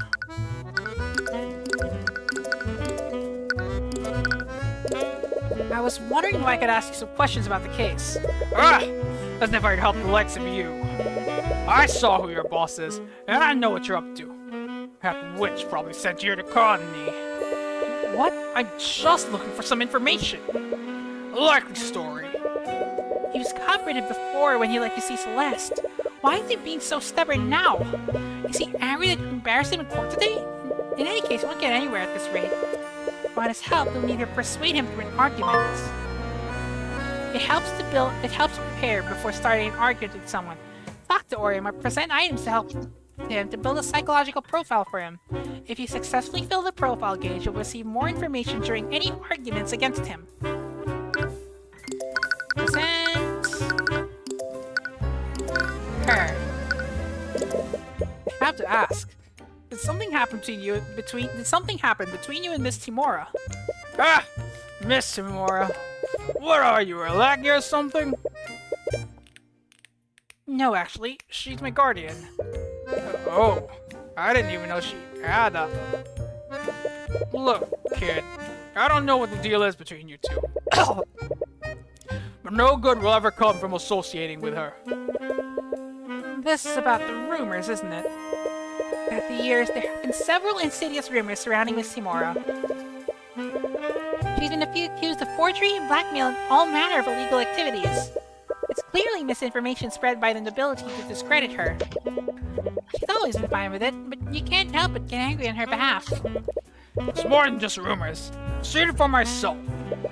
That woman is evil, kid. She defends mages who don't have the protection of the nobility. She's not evil, she's a hero. Yeah, whatever. Let's try, presenting Arya. I heard that this was Professor Steelman's first trial. Prosecutor. Prosecutor. She must be pretty talented if that's true. A pain in my ass is what she is. That damn noble comes in here telling me how to do my job. I honestly have no idea what she's even doing in this line of work. She's a mage from a noble house, isn't she? She must be a pretty powerful mage. Ah, powerful is an understatement. Any one of the Steelwoods could turn this entire town into a glass crater. What? There's no way that's true. Right? Let's give the, let's present the badge! What do you think about this? I don't know what you're expecting me to say. Not much to say about that. Maybe best to try something else. No unique dialogue. Aw. Maybe the power cell? Or the picture, Yeah, the because he was wrong about it. No, you need Aw, dang dialogue. The autopsy? The autopsy report seems to be pretty detailed in some aspects, and vague in others. Why is that? I'm not sure about the details, but the autopsy is performed by a mage who studies divination. The magic gives us details about how someone dies, but there's always a few blind spots. Blind spots? Like what? But for one thing, if something mucks around with the body after death, the report becomes muddled. Divination magic can tell what happened to a body, but not in what order and at what times. But someone definitely stabbed Linhart's body with Celeste's sword. If what he's saying is true, it'll be that much harder to figure out what kind of weapon originally killed him.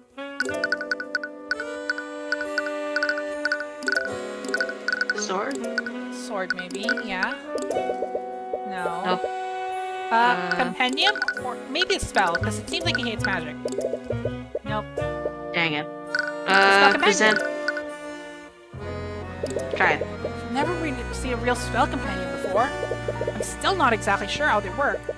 Well, spell compendiums are magical devices that display exactly which spells a mage can cast. You can probably guess, but the Inquisition uses these things all the time. Right. Having that information is definitely a blessing for the defense and the prosecution. Himself? No. Present about, the defendant. Because Celeste, yes. Never expected a girl like that to be a mercenary. But it would have also never expected her to be a murderer either. She's not a murderer. And I'll prove it at the trial tomorrow. Yeah, whatever you say, kid. The victim? No. Yourself? Myself? I never knew Tamora had a kid. I haven't ever seen you before. I tend to stay inside a lot. As a child, you couldn't control the Eye of Horus that well. Hearing the myriad of thoughts from a large crowd tended to be overwhelming for you. Athena! Elotismo. Elotismo! Only Severed seen her as a ruthless lawyer. It's hard to imagine a woman like that taking care of a kid. Well, she was just as ruthless as Guardian. So have we presented, what haven't we presented? So we went, The power cell we haven't. Yeah, you wanted to present this, right? yeah? This place has been without power for about a week. I wonder if there's any information I can infer from that. They were using candles to keep the place lit. This is exactly why you can't rely on magic. Maybe we can move somewhere else and get more info? Yeah, move. Or talk. Oh, upstairs. Upstairs!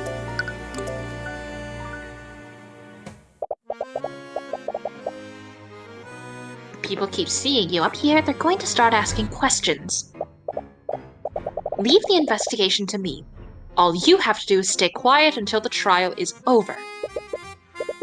While heading upstairs, you spot the prosecutor having a conversation with someone. They seem to be in some kind of argument.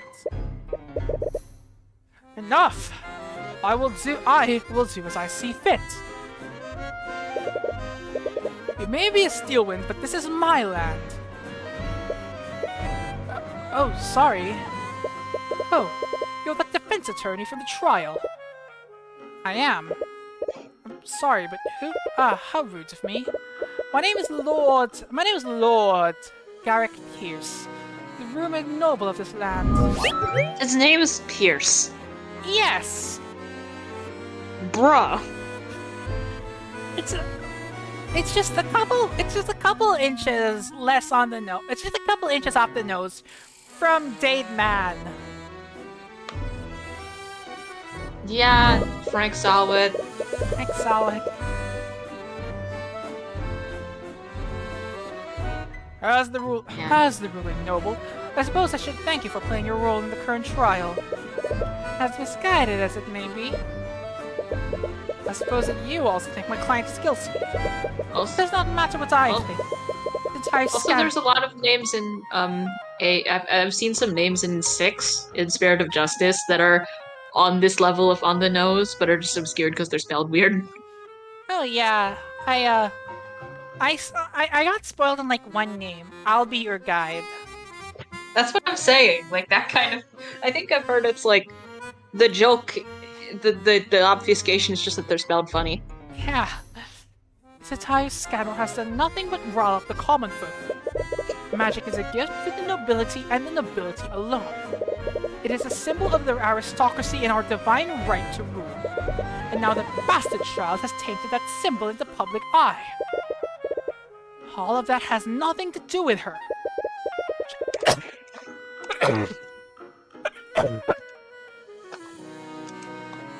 She's just an innocent woman who got wrapped up in all of this. Even if she is innocent, the charges have been laid and made public. Someone must take the fall, lest the public accuse the justice system of corruption.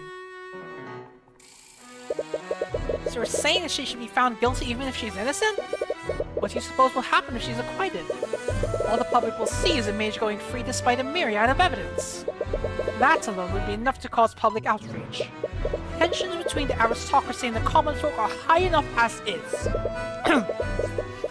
What is one insignificant girl when compared to the stability of our great kingdom?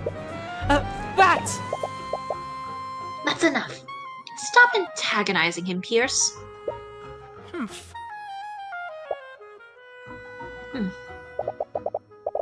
I can't refute what he said, but I don't agree with it.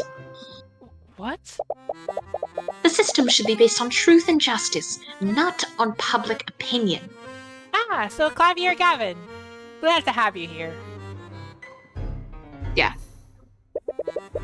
Why are you working against my client? Do you honestly think she's the kind of person that would kill her father?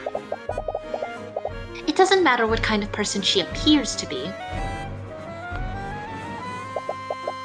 The evidence clearly points to her as the only possible killer. But you should fight according to your own ideals. Just as I will fight for mine. Hard to get a read on that woman. I mean, surprisingly sensible, all things considered. Door at the end of the hallway. Yeah. Seen some use recently, but it's locked. So I might have a key. Doors to the guest rooms. Aside from the rooms that you missed tomorrow used, they don't look like they've been open for quite some time.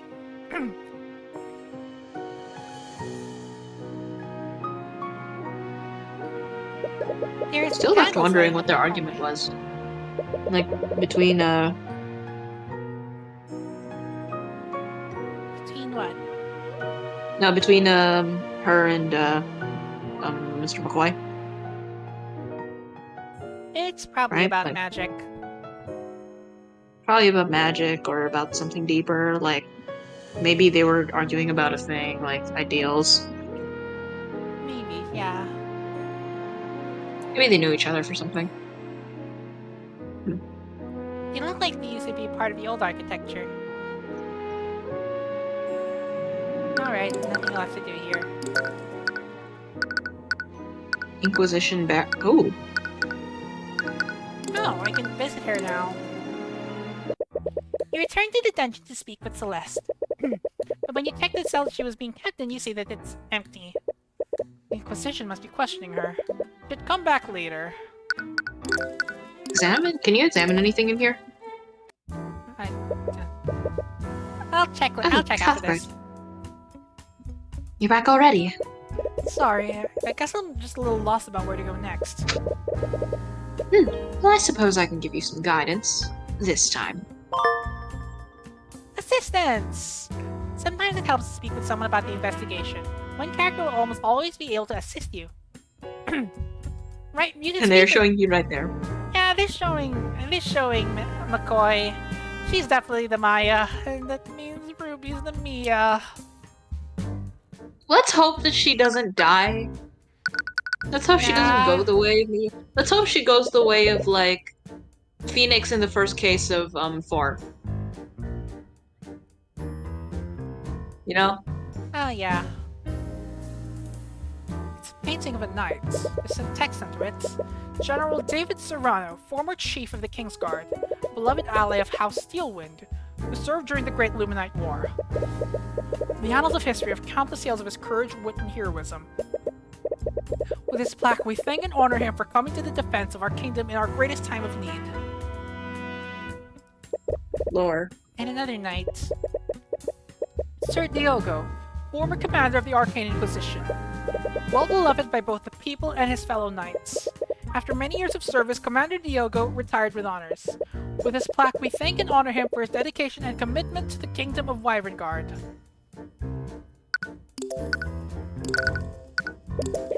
Where should I go next, Miss Tamora? Well, you haven't really gone anywhere. You should really head to the crime scene. Right, of course. Talk? Wait, okay. You found anything? Have we? That's you, actually. Whoops. Whoopsie. Sorry. You haven't really found out anything, have you? Sorry, I just ought to check with you first. I can't always hold your hand, Cuthbert. You need to move to the crime scene and look for evidence that you can use. So it is all in the crime scene. Yeah. Just nice to know that that's all there, though. Oh, we have more things. Yeah, you can just keep So- talking. What does the Arcane Inquisition do exactly? Try to pick a fight with me? No, I'm just genuinely curious. Well, I'm sure you already know, but us Inquisitors investigate crimes that involve magic. Do crimes like this happen often? Nah, maybe once in a blue moon. That makes sense. Most mages aren't an ability after all. Even if they're untouchable, they don't make a habit of getting into trouble in the law. You must have an easy job then. You got that right. The only reason we exist is to clean up the nobility's messes. He doesn't seem that happy about it. No matter what, you seem to speak negatively about my client's magic. Do you have a personal grudge against mages? You're damn right I do. Wow, he didn't even try to deny it. If you had any sense, you would too. All the mage has to do is wave their hands and say some magic nonsense. Then you suddenly have a dead body on the ground. And don't get me started on Mage Blight. If some noble uses their magic too much, they end up snapping and going on a rampage. I don't know if this is going too far, but why join the Inquisition if you hate mages so much? Considering the fact that, that my job is to sweep the nobility's crimes under the rug. Sorry, I didn't mean to insinuate. Nope, you have the right of it. Anytime a noble is involved in a case, I'm ordered to look the other way. You don't seem very happy to do it. Why would you stay in this line of work? Because every once in a while I'm allowed to put a criminal mage behind bars. We can't go after the nobles, but any other mage is fair game. Or at least they were before your boss showed up. Your boss? Does she have something against Miss Tamora? Orm White's psychological profile is completed. have to ask, did something happen between you and Miss Timora? Ah, Miss We already Timora. talked. We already. I think we've already Oh, gone yeah. through this conversation topic. Yeah. Strange. I don't know why it's showing up here again. It's like two separate paths that lead to it. Maybe. Commander White seems unusually hostile towards you. And you have a feeling it's not just because you embarrassed him in court today. If you can clear up this misunderstanding, you might be able to convince him to help you. Argument time. Alright, I'm just going to come out and say it. Do you have a problem with me, Commander White? Let's see the profile. Stuck in his ways, grudge against Ruby Tamora, respect you if you defend yourself. You should know exactly what my problem is with you. I saw who you work for. Do I have to spell it out for you? Ruby Tamora is a crooked lawyer. Or does your boss not tell you what she gets up to? Arguments are not always fought using hard evidence. Sometimes you need to elocute to convince your opponent that their claim is wrong. And prompted for an elocution, choose from one of three possible responses. The correct response can be gleaned from reading your opponent's psychological profile. You have to defend. It's me. Deflect. Deflect, yeah, I'm the one heading this case. Regardless of what Miss Tamora has done, I'm the one heading this case. Whatever problems you have with her, they have nothing to do with me. That still doesn't change the fact Stand that for you yourself. Stand for yourself. Stand for yourself. I've seen that woman do all kinds of shady shit in the cases I've worked. Forgery, bribery, blackmail, you name it. You're just another crook. I'll bet you're just the same, a successor for the devil of defense attorneys. I'm not Ruby Tamora. Doesn't matter if the rumors are true or not, regardless of what you've seen her do, I'm going to run an honest case. Look, kid, I'd like nothing more than to believe you. But after everything I've seen her do, I know better. I have no reason to trust you. Anyone taught by that woman can't be anything more than a crook. No. Let's try this. Have you seen... Her way of teaching me was ruthless, I'll give you that. But the only thing that she taught me was how to practice law. Have you seen me engage in any crook-like behavior? And notice you did all three of them. You did the middle one, left, and then right. Yeah. So, tutorial. I suppose, though, that all three of those last ones could have worked. Maybe. But again, it's, I guess here, avoid ones that bring in anyone other than yourself. Yeah. Nice. You just want some info, right? Yes, that's all I'm asking for. Alright, I'll answer your questions. Just don't make me regret this. Successfully persuaded Orium White. Actually, wait, did I? No, I didn't see everything yet. Investigate the body. Oh. Bottle on the floor. It's shattered close to the chalk outline of the body. The label has the words lotus juice on it. I've never heard of that brand before. Must be foreign. Shattered bottle of lotus juice. What, like the wrapper? It's you. Oh yeah. The shattered remains of a glass bottle. You found it next to Flintheart McCoy's body. The label says the words lotus juice. Like the rapper. The rapper? The guy that did the theme song from Persona 3.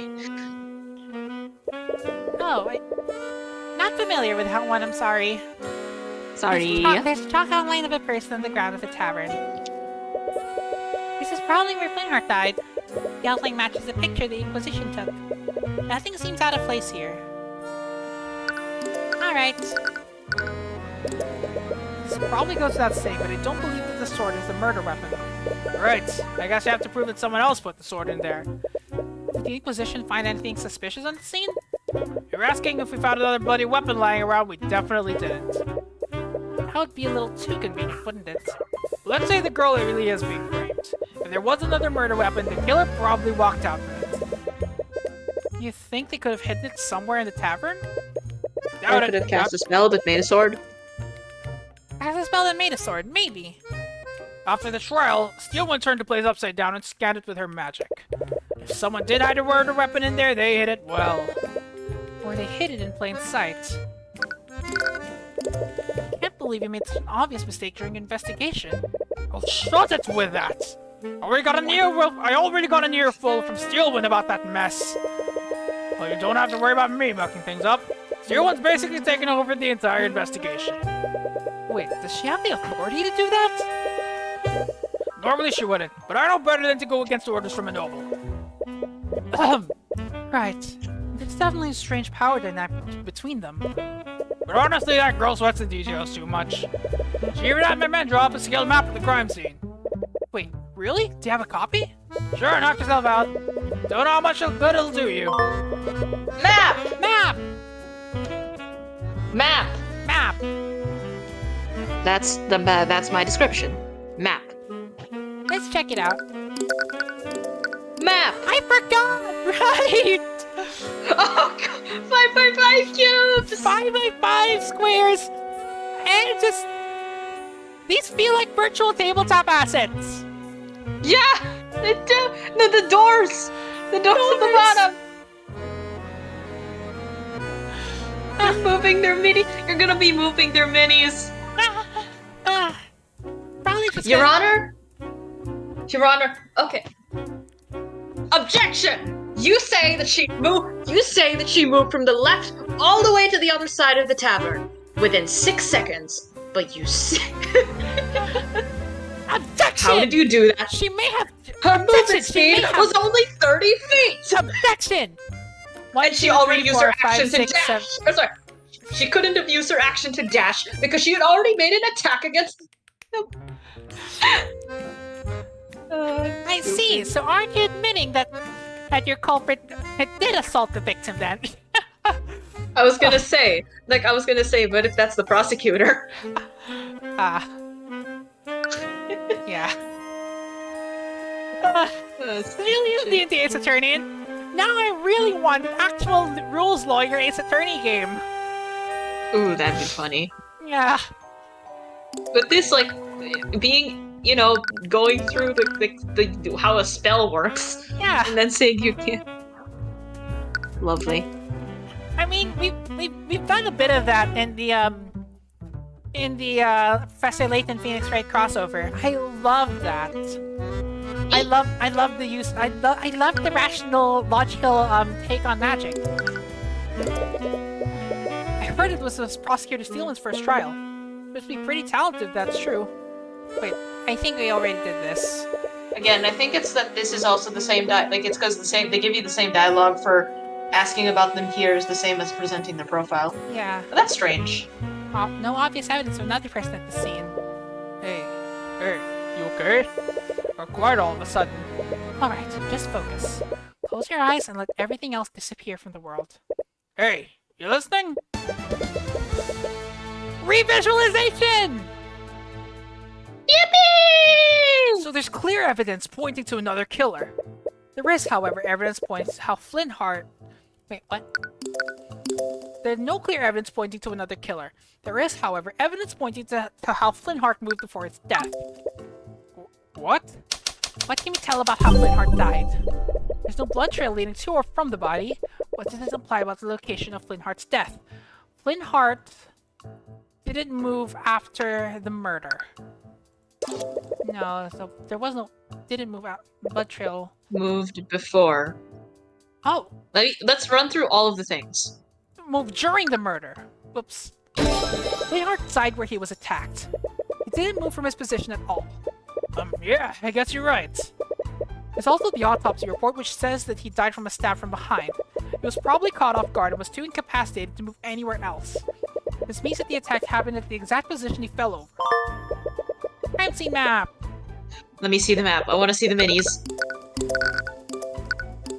It's just like Okay. mine! Literally just circles! Circle! There's also the shattered bottle of lotus juice. How does the bottle shatter? I doubt it means anything, but the shattered ball is right next to the body. Flintheart dropped. Dropped the bottle after the attack? During. During. Flintheart dropped the bottle when he was attacked. From that, we can infer that he was holding it the moment before he was attacked. Shattered bottle of lotus juice. It's you. Alright. Shattered remains of glass bottle, but it dropped it during the murder. The label says the word lotus juice. What's so strange about one bottle, though? It may seem like an insignificant detail. That detail could help me infer other elements of what happened during the murder. Right. There's also the fact that the artificial lights were out. Were these candles here when you arrived at the crime scene, Orin? Nope. We had to light some so we could see the crime scene properly. We thought it was weird too. The girl and her father must have had their argument in pitch black darkness. What can we infer about the state of the crime scene? So, they didn't light any candles to make up for the broken lights. The crime scene had no lighting during the murder. The crime scene had no lighting during the murder. What's Lights are not operating. Yeah. Lights are not can't- operational. This means the lights couldn't have been turned on during. The argument with Celeste had with Flintheart must have been spontaneous. They weren't planning to have a conversation in this room. In this darkness, Flintheart wouldn't have had a lot of visibility. If he was stabbed from behind, he probably didn't see it coming. He was clearly surprised and was in too much shock to run away. Also, the bottle may seem insignificant, but he was holding it when he was attacked. Maybe he was pouring a drink for himself, or maybe it was for a visitor. Either way, the assailant must have been unseen by Flintheart. Kid? Or the assailant attacked him from his blind spot while his back was turned. Why would his back be turned, though? Was he distracted by something? Good! What? What was that all about? Sorry, sometimes I just get lost in my own thoughts. Il Elotismo! Oh. Well, I was Yeah. thinking elotismo, but okay. Il ADHD-tismo. ADHD-tism, just like us. Yay! Oh, well, cut it out. You're freaking me out. Right. Anyway, you think you found everything you can here. Should move somewhere else. Should we move upstairs?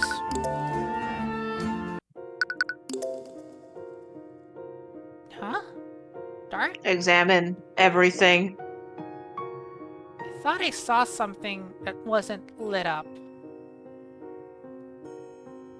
Nope. Examine it all. Nothing you I already want to see what haven't. happens if you click. It's all stuff we've done before, though, right? Oh, really? Okay. Yeah, because like it's the lit version, not the dark version. Huh? Okay. Huh? What? Look, There's Damn. one. there were some dark spots. See? Oh no, I think it's just that because when it loads in, it needs a Yeah. moment to Yeah. detect that it's. Things happening happening a little bit of the wrong order.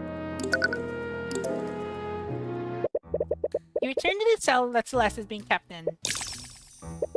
The ambient despair in the air fills your mind like a horrendous stench.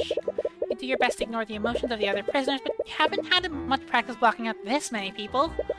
As you arrive, you see Celeste huddled down in the corner. As soon as she sees you, her dour mood seems to lift, only for a moment. Oh, hi, Mr. Cuthbert. There's no need to address me so formally, just call me Tyrion. I pronounce it Tyrion. Yeah, let's pronounce it differently. I think that'd be funny. Anyways, I came here to ask you some questions about the case. Right. Examine. These torches are hanging on the wall of the cell. It seems a bit irresponsible to put a potentially harmful item here with the prisoners. But perhaps the Inquisition doesn't care about that.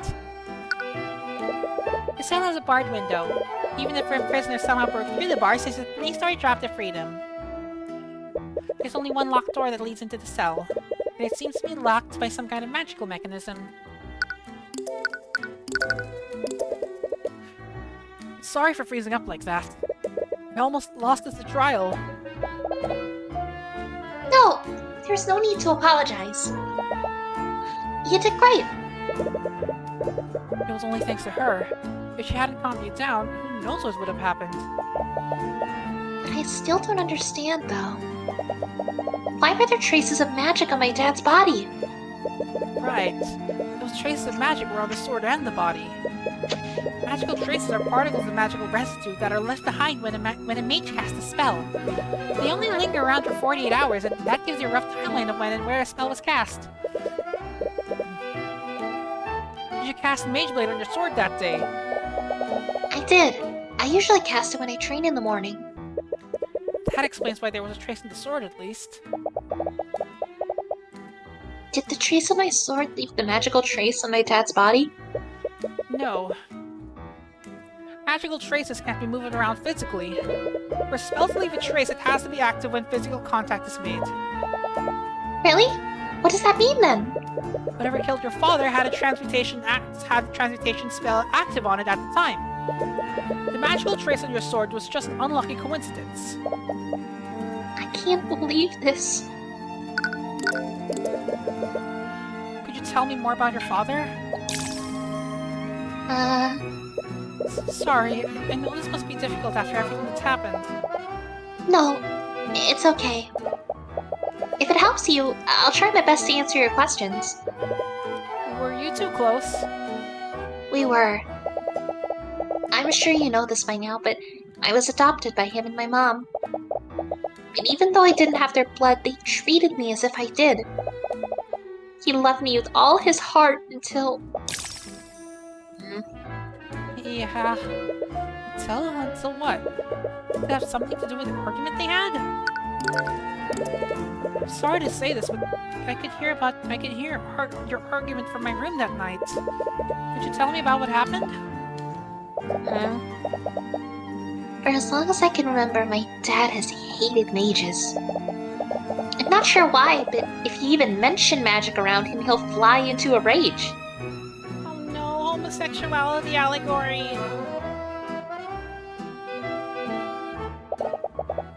So I hid my magic from my family. Homosexuality allegory!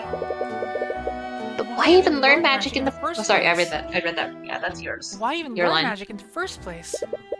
If you really wanted to, you could have gone your whole life without using it. Ever since our tavern closed, my family's been in a lot of debt.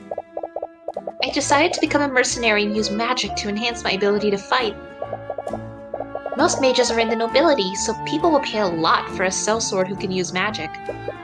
So that's why she's a mercenary. Use magic so she could support her family as a mercenary. Apparently many people will pay extra for a mercenary that can use magic. But I know now, learning magic was the biggest mistake I've ever made. That night, my dad found my spell compendium. When he confronted me about it, I finally came clean to him. That's when he flew into another one of his rages. He shouted at me. He told me that I'd betrayed him and his family. I'm so sorry. I can't imagine how that must have felt. I deserved every bit of it. I knew how much he hated magic, but I learned to use it anyways. He showed me so much love, and I just threw it all away. Don't say that! I'm sure he still loved you! No, I could see it in his eyes. He hated me. He died hating me. You feel a sharp pain in your chest as I see that thought. So, there's a locked room in the tavern. It's at the very end of the hallway upstairs. The Inquisition probably searched it already, but I just wanted to investigate it to make sure. A locked room at the end of the hallway? I think that's my room. Do you know how I could get in there? It's the only room in the tavern that I haven't investigated. You feel a suspicious gaze from Celeste. What's that look for? I'm your lawyer! I'm not gonna do anything weird! Sorry, you're right. Here, you can use this key to get inside. They've only known each other for a few days and already she's letting him in her room. A few days is kind of stretching it. Yeah, it's like two at most. Two calendar days. It can't have been more than 24 hours. Yeah. So like, This feels straight to her bedroom. First she watched him playing with himself, and then... Hey! I'm sorry! Sorry, kids! I'm sorry! You used the key to enter Celeste's room. However, you're startled when you notice that someone else is already inside. I've already told you, Knight, everything that I know. Oh, what's more do you... Oh, aren't you Celeste's attorney? I am. Who are you? Oh, how rude of me. I'm Jolene McCoy. I'm Celeste's mother. I need hydration.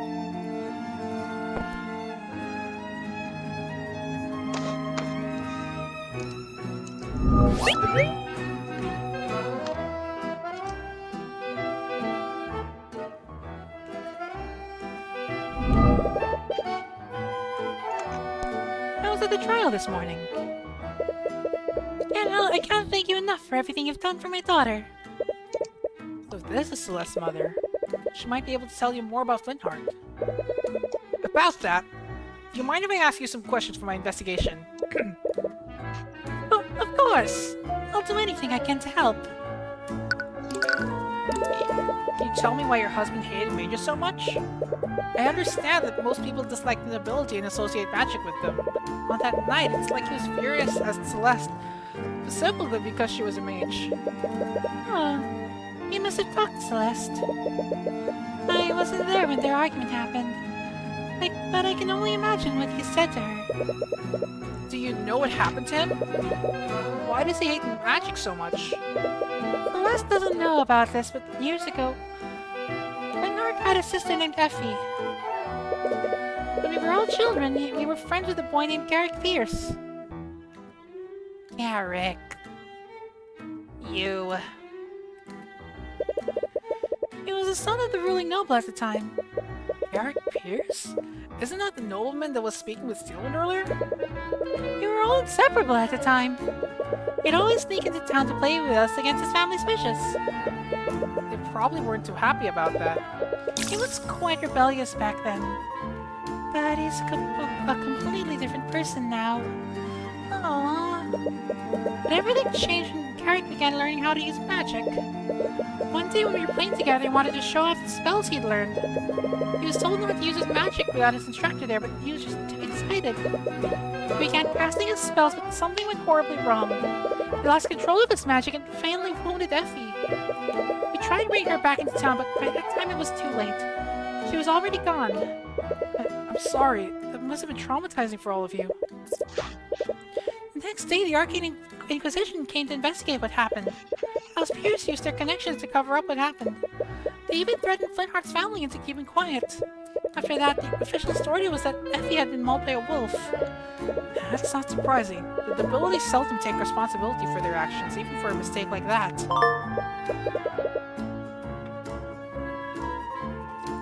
Your sister died during an accident involving Garrick Pierce and his magic. Ever since then, he's hated magic and the mages who wield them. Something changed in Flintheart after that.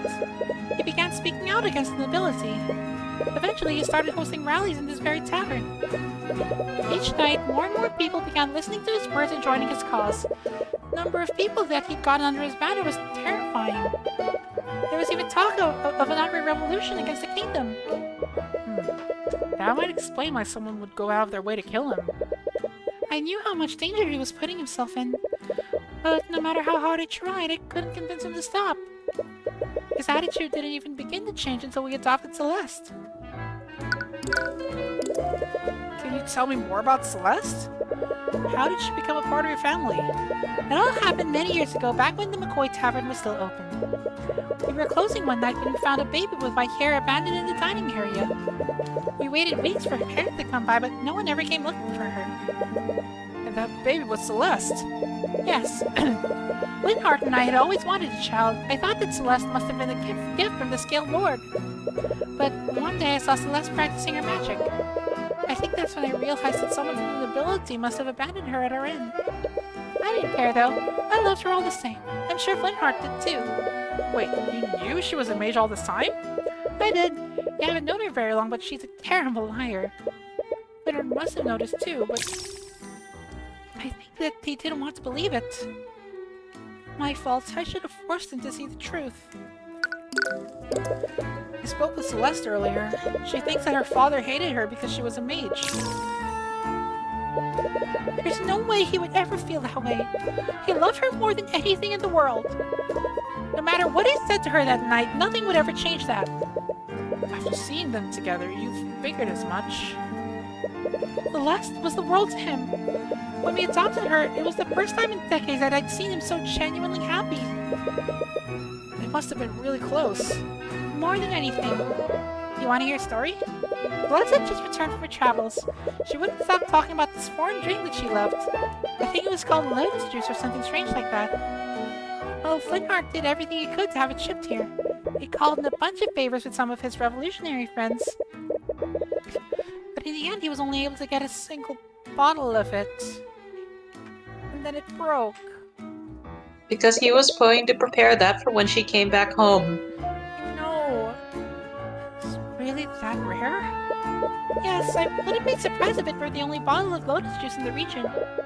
Wait a minute, lotus juice? Is this the bottle that Flintheart brought? You show her a picture of the shattered bottle that you found next to Flintheart's body. It is! Oh no, he was going to surprise her with it! I found the broken pieces next to Flintheart's... Well, I found them in the dining area. That's strange. He'd been keeping it in our room so she wouldn't find it. Really? When was the last time you saw it? Right before I left the house that night. It was right before their big argument. I think I'm hearing that he was preparing it so that when because he wanted to reconcile. He wanted to say sorry, and then died before he could say sorry. Was it just Here's hoping that her seeing the bottle. Here's hoping her seeing the picture is going to be at least a posthumous sorry. Yeah. Why is there no? Why does no one here have? They don't have any clerics. No, this is the problem. The team comp is shit. Everyone's a wizard. There is not a single cleric in sight. And to top it off, we had a barbarian, but he died. If he was a zealot barbarian, they could have pressed him for free. No. Why did it have to be this way? Why am I complete? Bruh, caster martial disparity much? Martial disparity. Oh. Calling it a class divide. Oh, there's so much rampant classism. It's Yeah. No, literally. Seriously, there really is caster, non-caster disparity in the setting. That's what I'm saying. They're all It's a nobles. class divide. We are dragging our DM into this.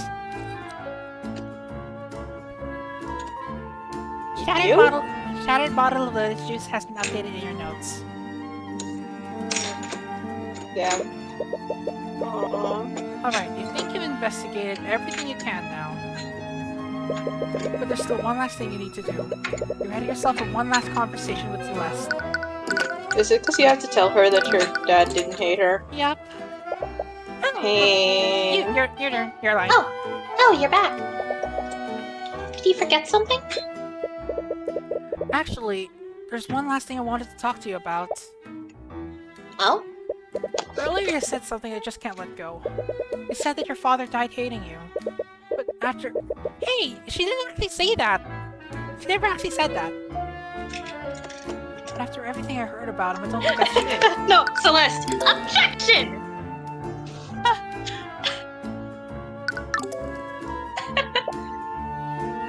Your father loved you, Celeste, even in his final moments. You desperately want to reach her. If she keeps believing that he hated her, that thought will eat away at her for the rest of her life. You know that better than anyone. Wait, what does that mean? You know that better than anyone. What does Lore. that mean? You. It's just fine to make me feel better. But it looks like it won't be that simple. You'll need to win an argument against her if you want her to see the truth. Present. No, don't do it yet. Don't do it yet. Don't do it yet. Don't do it yet. Can you try to present the bottle? Probably should show Oh, this to her. yeah. She's already been through enough. Right. We have to do it in the argument. Yeah. No profile, so in the argument. Argument. I know you're just trying to make me feel better, and I really do appreciate it. But everyone knows that my father hated mages. Always hated Present. magic. No reason behind it. His sister. Testimony. I think it's the testimony down there. Yeah. It's just Yeah. It's a. I don't know if it's my place to say this, but there's a reason why your father hated magic so much. What? When Flameheart was a child, he had a younger sister. She was tragically killed by a mage decades ago. That's why he had such an immense hatred for magic. I never knew. But that doesn't change anything. That's all the more reason for him to have hated me. I knew how much he hated magic, but I still learned to use it anyways. Magic killed someone that he loved. No wonder he was furious. Nope. But you didn't learn magic to benefit yourself, did you? You learned it to save your family after your tavern was shut down. That's... You're a good person, Celeste. And you did everything you could to help your family. I'm sure your father recognized that. Just shut up. What? Shut up! Just stop it! Whatever composure you had before he's slowly breaking down. You weren't there! You didn't hear what he said to me! Yeah, I was. I very much could hear that.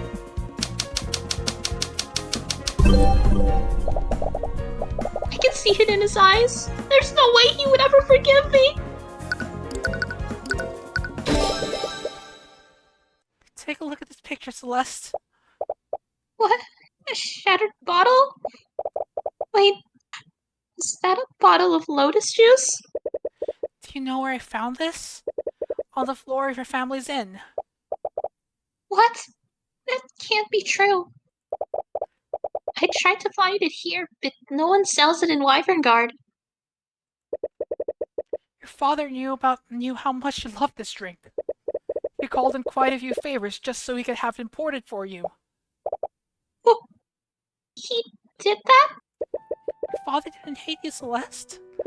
He loved you more than anything. That doesn't change anything. If he did that all for me, it was before he knew about my secret.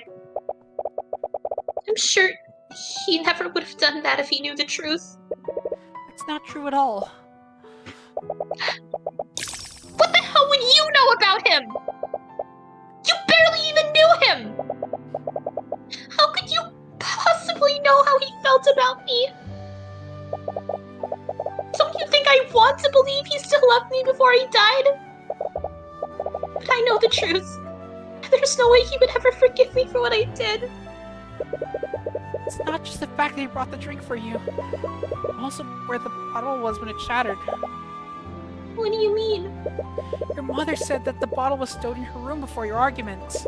But I found the shattered bottle in the lobby where his body was. I ran into him before I went to look for you. He was going upstairs to his room. That can only mean one thing. He went to retrieve the bottle after your argument ended. Well, why would he have it? It's because he was going to give it to you, Celeste. He was going to give you a gift to apologize for what he said to you. He was going to apologize? Your father loved you, Celeste. And as tragic as it is, he was going to apologize to you before he was murdered.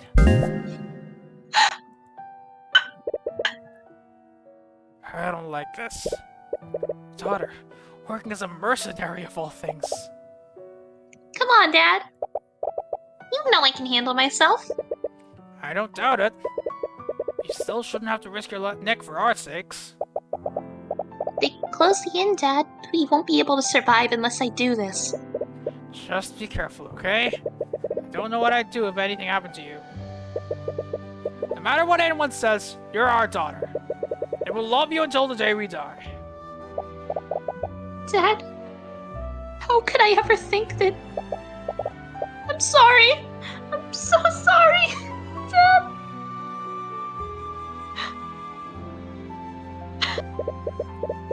Celeste had barely been keeping it together throughout the whole argument. But realization is finally causing her to break down.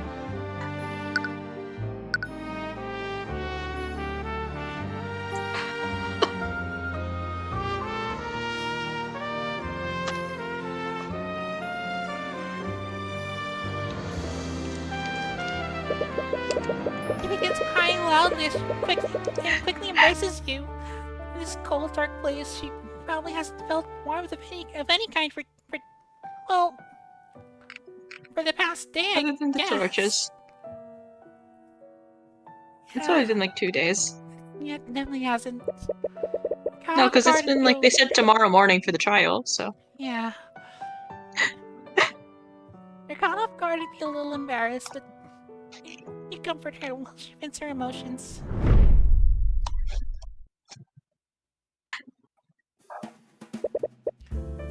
Are you feeling better? Yeah, I think I'm okay now. I've been thinking such horrible things this entire time. She looks at you and gives you a warm smile. It's probably the first time you've seen her genuinely smile since this whole ordeal started.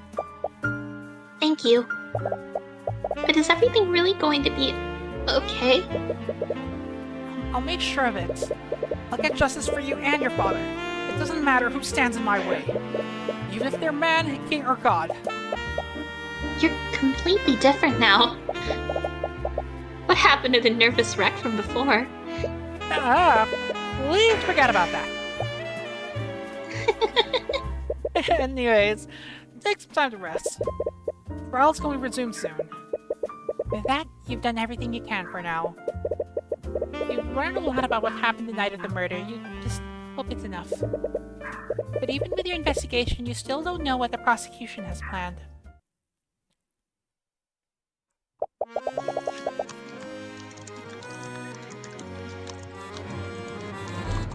See you again. Sorry, I was just.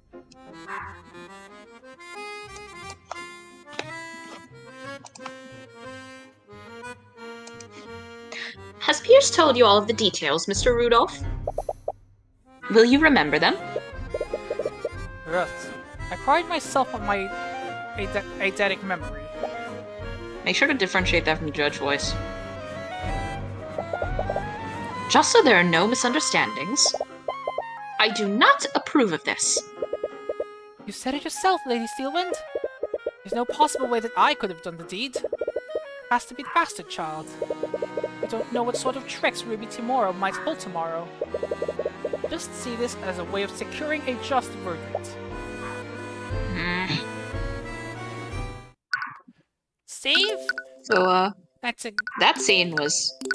definitely something. You think Yeah? you can go? You think you can go for the rest of the hour? I. Don't know if I can, TBH. My voice is a little shot after that. Teensy bit. Do you want to keep going? Like, how long do you think it'll go? How long do you think it'll take? It shouldn't last us past 6. Yeah. Why not? Yeah, this shouldn't be too hard. Alright, so run an ad. Get some water, drink up. Rest your voice. Yeah. Or whatever rest you can get in 3 minutes. See you guys after that.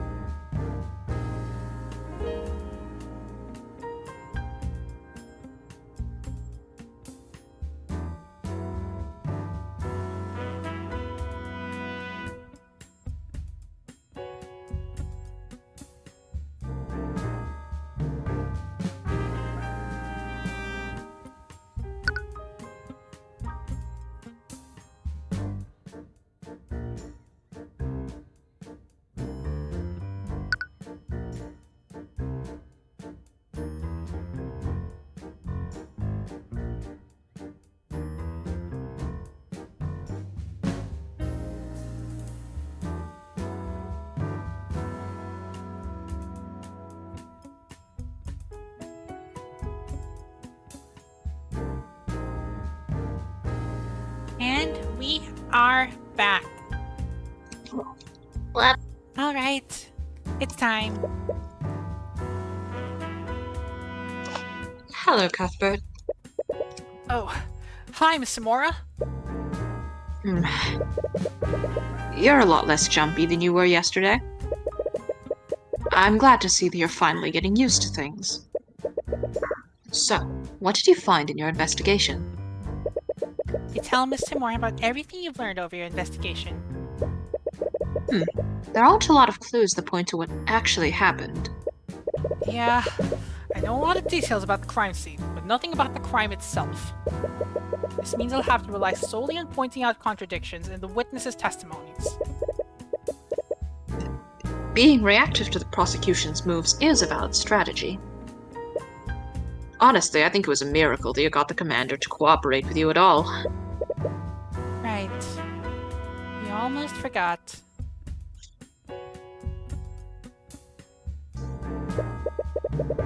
Commander White appears to really have it out for Timora.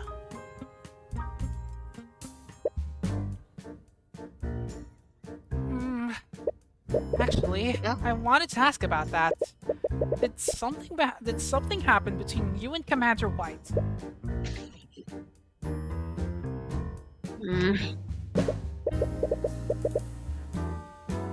Miss McCoy, please proceed to the courtroom with your counsel. Let's go, Tyrion. The trial's about to start. You should go. The judge is waiting. Right. Now this secret is left buried between you two.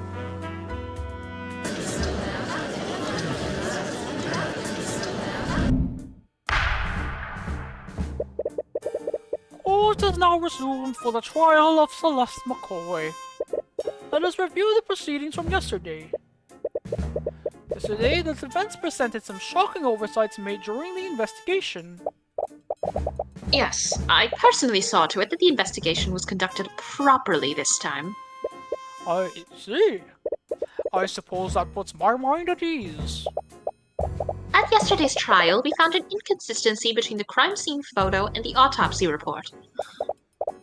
Because of this, the defense tried to push the following narrative: that a third party must have interfered with the crime scene to frame the defendant. However, the prosecution has discovered another explanation. Because of that, the individual who discovered the body would like to testify as to what he saw that night. His eyewitness account will clear up what actually happened. Interesting. It was my understanding that the individual in question wanted to remain anonymous. Supposedly, this witness was within the gallery of the trial yesterday. After yesterday's proceedings, he felt that he couldn't stay silent any longer. So that's her plan. But why would the witness change his mind like that? Did Steele impressure him? Or did something else happening here? Very well. Let's hear from this witness. Witness, please state your name and occupation for the court. My name is Reese Reginald Rudolph. I am a chauffeur of the equine variety. Servant. I'm terribly sorry, but I'm unfamiliar with that profession. He means to say that he's a carriage driver. Oh, I see. But in any case, it is my understanding that you found the body. Am I correct, Mr. Rudolph? Rudolph appears to be writing something in a notebook. He writes with incredible speed. His pen only touches paper for maybe a second before he's filled an entire page. Mr. Rudolph? Ah. Forgive me. I was merely taking notes on the people in this room. Taking notes?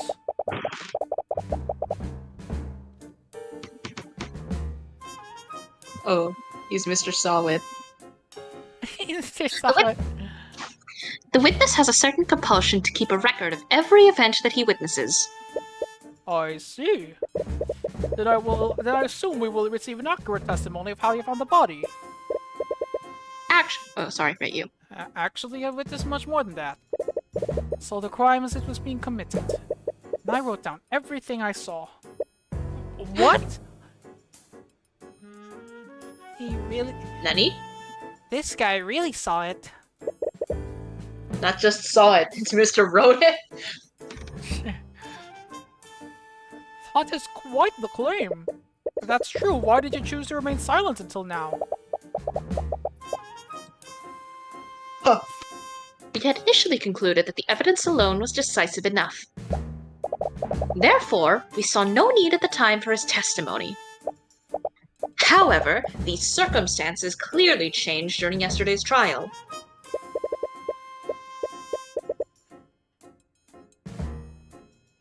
There's no way the prosecution wouldn't leverage eyewitness testimony from the start.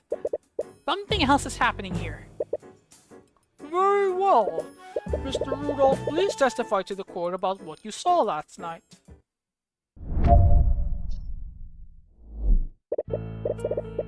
I was transporting clients in my carriage that evening.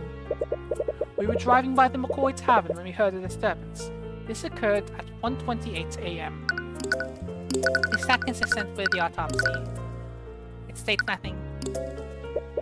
Worried that something was amiss, I walked into the establishment to see what the commotion was about.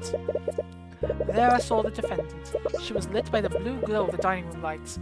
She had stabbed Flintheart McCoy and was channeling magic into a sword. She removed the sword from Flintheart's chest, and as he slowly turned to face her, she stabbed him again in the front. She soon realized that I had witnessed her highness crime, let the body fall to the ground and fled the scene. Hey, so we both know what the Yeah. objection is, right? Yeah. Incredible. If everything occurred as the witness described, then I see no room for debates. Of course, the evidence has always been irrefutable. You don't remember seeing him when you left. You don't remember seeing him when you left to look for Celeste, but it was pretty dark. Celeste, did you see this man that night?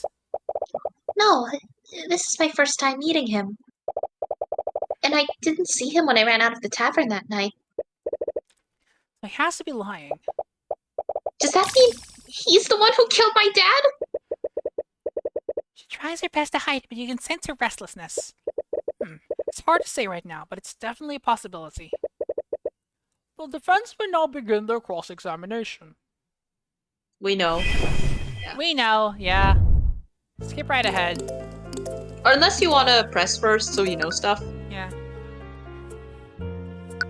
Oh no, wait, press the time. Press the time. Oh, yeah. I'm assuming that this disturbance was the argument between my client and her father. Yes, I heard two voices, one young female and one gruff male. Presumably, these were the voices of Celeste and Flintheart McCoy. Right. That matches up with what their neighbors heard too. What did you do after hearing this disturbance, Mr. Rudolph? Wait, it's... Rewind. Maybe go back to the... I guess we know. I guess maybe we can skip past and just go to Yeah. present. Objection! The music stopped! Mr. Rudolph, you testified that you saw my client murdering the victim. This is the scene from the intro! Yeah! And you supposedly saw her casting magic while doing so. Yes, I could never forget such a grisly sight. That moment was burned into my memory. See, well, it's funny you say that. How so? Because your entire testimony was a complete lie. What? Are you accusing the witness of perjury? Surely you know that such accusations can't be made lightly, Mr. Cuthbert. My accusation is far from baseless, Prosecutor Steelwind. Take a look at this report. Dining room lights are artificery devices that are powered by an arcane power cell. However, that same arcane power cell was broken during the time of the murder. The dining room lights had no energy, and the room would have been pitch black. The witness couldn't have seen anything, much less a homicide. Wait, I can explain. There's no need, witness. You could have easily seen another source of light. Perhaps one of the McCoys lit a candle because of the blackout. The witness clearly described a source of blue light. A candle or lantern wouldn't emit a color like that. Mage Blade is yellow. Mage Blade is yellow, which means it also can't have been that. Yeah. I'm 100% sure But the that witness that's was what it clearly mistaken. The witness records everything he sees in his notebook. He even remembers the exact times each event occurred. So why would he be incorrect about such a clear and obvious detail? No, what the witness saw was clearly some form of magic. And due to the lack of power, it couldn't have been artificery. It must have been an arcane spell. That's it. What is it, witness? I must have made I think you know what you're going to assumption. present. Please allow me to You're gonna revise my rules lawyer. testimony. Rules lawyer time! DM, I hope you're watching me. What do you think of this, Prosecutor Steelwind?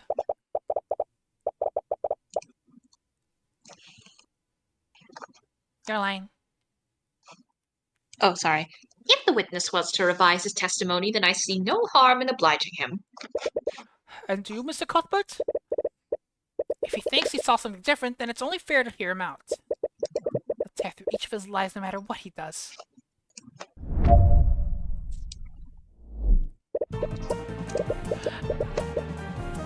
Electro theme! Oh. Yeah! I remember now. Yesterday it was revealed that Flintheart was killed using magic. I must have seen Flintheart's daughter channeling a magic spell. The spell was called Mageblade, am I correct? That's it. The blue glow that I saw must have been created by Mageblade. You were right! Right on the money! And this is one of the admittedly this is one of the few details I remembered. Yeah, which, fair. You know, the icon's also yellow. Yeah. I see. So the blue lights that you saw came from the defendant's magic. Mr. Cuthbert, you may proceed with your cross-examination. You know exactly where to poke the hole. Pleasure. No fluffing about. Whoopsie. She just keeps telling lie after lie. Glass is trying to keep her composure, but you notice her firmly clenching her fists. Trying to cover for his mistake. I'm sure he's just making things up on the spot now. He doesn't know how magic works. I bet he barely understands what Mageblade even does. Right, there has to be a flaw with testimony because of that. We already know. I Go. just overshot. Gun it. Gun it. Objection! Objection! Mr. Rudolph, you don't know much about magic, do you? Of course not. You tried to say that I should have recognized Celeste's Mageblade? No, I admit you probably wouldn't know about Mageblade, but that's exactly where your mistake was! My mistake? Mr. Rudolph, Get him. if you were aware of how Mageblade works, then you would know that the spell emits a yellow radiant glow. Which means the blue glow you saw couldn't have possibly been Mageblade. This is ridiculous! I'll grant you that the witness clearly remembers seeing a blue glow. But what significance could such a minor detail have? It's extremely significant, Prosecutor Steelwind. If the witness did see a blue magical glow, then he must have witnessed another spell at the scene. Preposterous! You don't have any evidence to back up that claim. That blue light made a large impression on the witness. He wrote it down in his book, and he specifically mentioned the color. Oh, this no is way- like a 3. This is an I think it's 2 a.m. thing. I think it's 2 a.m. There's no way he would be mistaken about something like that. Remember? This is the clock moment. The clock. So what did you really see, Mr. Rudolph? Did you see my client at the scene casting a spell that she couldn't possibly cast? Or did you see another mage at the scene? Well, Your Honor, the defense has no right to accuse the witness like this. let me remind you that perjury is a crime, Mr. Rudolph. If you're found to have lied in your testimony, you will be prosecuted. No, wait, please! Now that is quite enough of that. Oh dear, the flashing lights. Garrick Pierce suddenly steps down from the gallery and walks to the witness stand. He's breaking every possible rule in the book, but no one in the room moves to stop him. The bailiff looks at the judge nervously, but the judge just narrows his eyes and carefully watches Pierce. Pierce, meanwhile, shoves the still-flustered Rudolph off the stand and begins addressing the courtroom. I see he failed the athletics check. I will not stand by while you harass my servant. Pierce, we discussed this! There is no need for you to take the stand! And what, pray tell, did they discuss? Nonsense. I have nothing to hide. And if you had done your job properly, I wouldn't have needed to intervene. The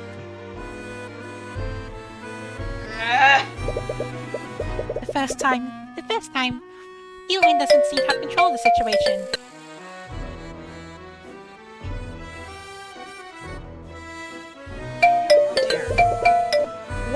What is the meaning of this, Miss Steelwind?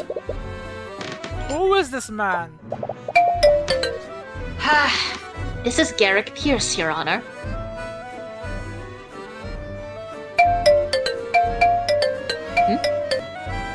My mom's calling me. Hang on. Okay.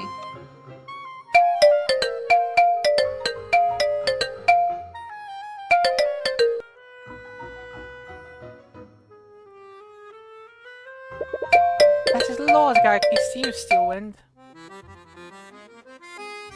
Why is my mom?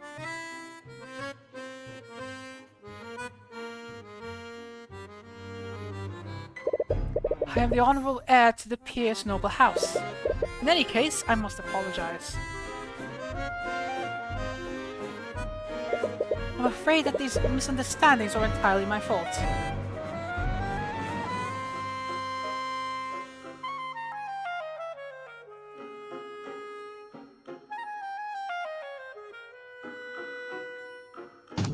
Just keep going. What do you mean? You see, Rudolph wasn't the one who witnessed the crime that fateful night. It was me. I was the one who witnessed the crime. I had my driver report the body so that I could remain anonymous. What? Are you saying that you had Rudolph lie for you? I simply dictated to him what I saw and had to repeat that to law enforcement. It simply wouldn't do for a member of the nobility to appear publicly in court. Lord Pierce, regardless of your intentions, this is a very clear act of perjury. If you're not looking at the judge's face, you can easily tell that he won't face any actual consequences. I understand, and I will accept Class the consequences divide. of that. What? Class divide. Least powerful wizard versus most powerful. Class divide. But I would be remiss if Rudolph's shoddy testimony allowed that girl to escape her crimes. No, but the line's like, any of the steel winds could turn this area into a crater. Even they know to be afraid of Fireball. Yep. Well, no, Just that was Captain Orzo, right? Or what? Captain? Oh yeah, that's what I'm saying. When they said that about the steel winds. Captain Orion. Just yeah. Fireball. Just Fireball. Just Fireball. Just Fireball. Please let me testify as to what I saw that night. Very well. This is hardly irregular, but I believe the court will benefit from hearing your testimony. However, know that this misconduct has hurt your credibility. Very well.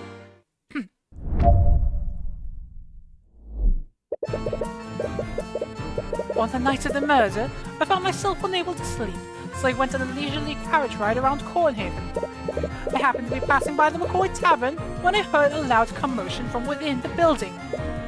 Curious, I stopped my carriage and took a single step inside the establishment. Then I saw the scene inside. I saw the defendant stabbing that poor man twice with a sword. Garrick Pierce, he's a member of the nobility. That means he's probably a mage, right? And he's the only other mage that was there that night. Does that mean... There's no doubt about it. He's the only person that could have left a trace of transmutation on the body. He has to be the mage we're looking for. No. Sorry, this must be a lot for you right now. Don't worry about me. Focus on taking him down. My pleasure.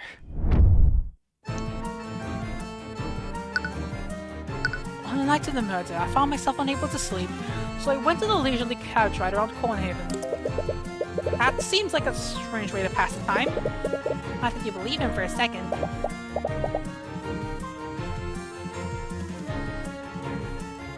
The witness's eccentricities are beside the point.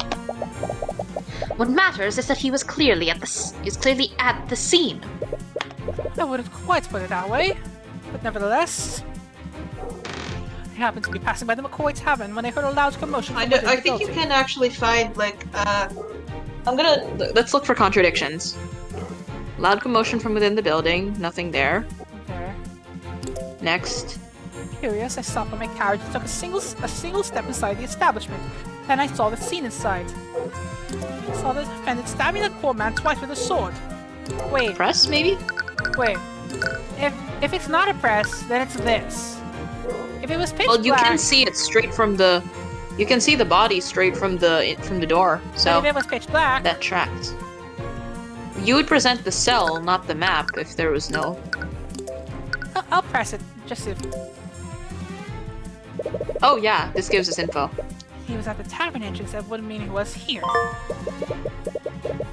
Updated.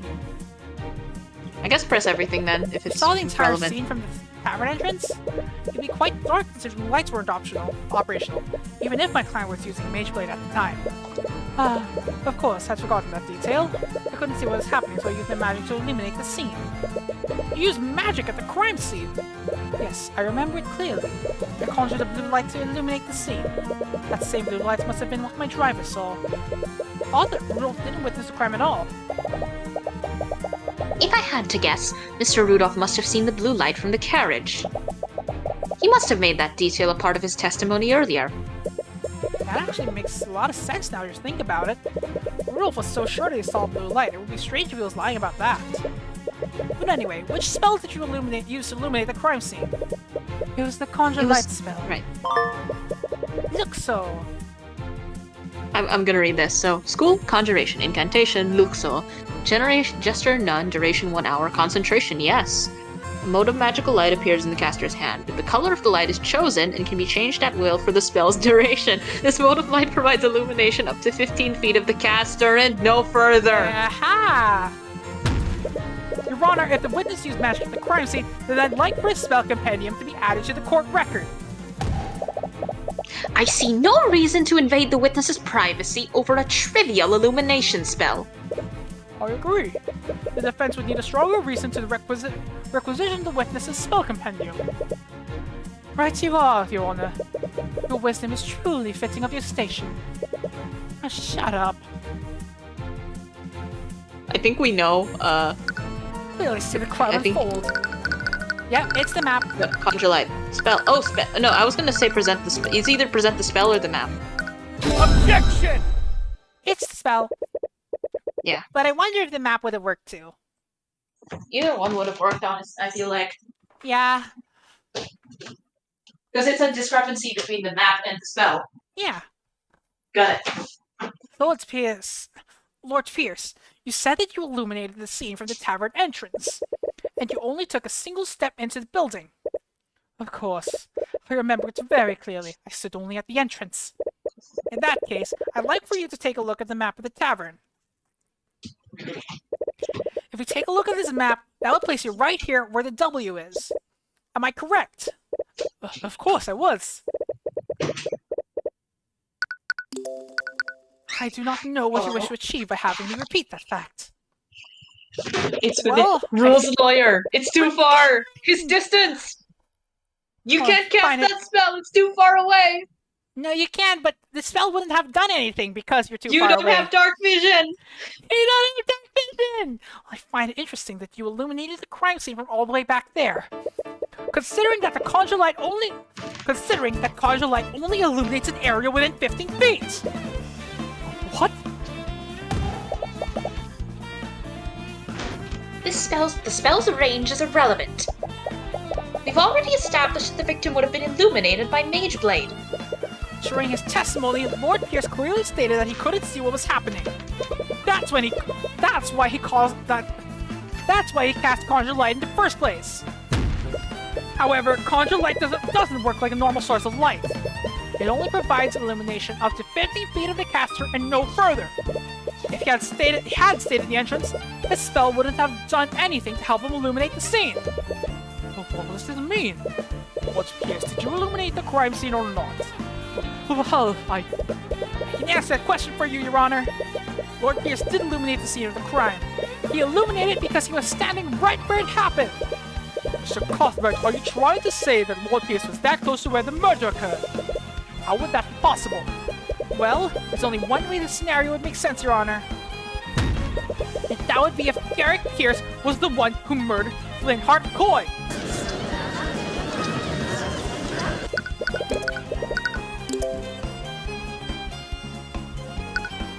Hold on for a moment. This is absurd. Could it be that we use a different spell to illuminate the room? And which spell would that be, Pierce? The name escapes me. I'm not sure which one it was now that I think about it. You idiot. You idiot. Well, maybe we can figure it out together. When you relinquish your spell companion to the court. The court. What? This is a clear violation of my privacy. Deal with it. Why aren't you objecting to this? If you had listened to my instructions, you wouldn't be in this situation. You've made your bed, now lie in it. Still, when you treacherous... That's enough. It appears the prosecution has no objections. With everything that has occurred, I must ask that Lord Pierce relinquish his spell compendium to the court. Ha. Spells. Spells. Spells. Let's see. Read it out. You're the one who's reading the descriptions, right? Right. Derek Pierce's spell compendium contains formulas for the following spells: Presty, Conjure Light, Conjure Water, Frostwave, and Shape Liquid. Presty. Let's see. I'm gonna read through these. Evocation, Snap, Indefinite, Concentration. Harmless visual effect will last as long as they maintain concentration. Okay. That's a weird looking hand. Conjure Water. Acquio.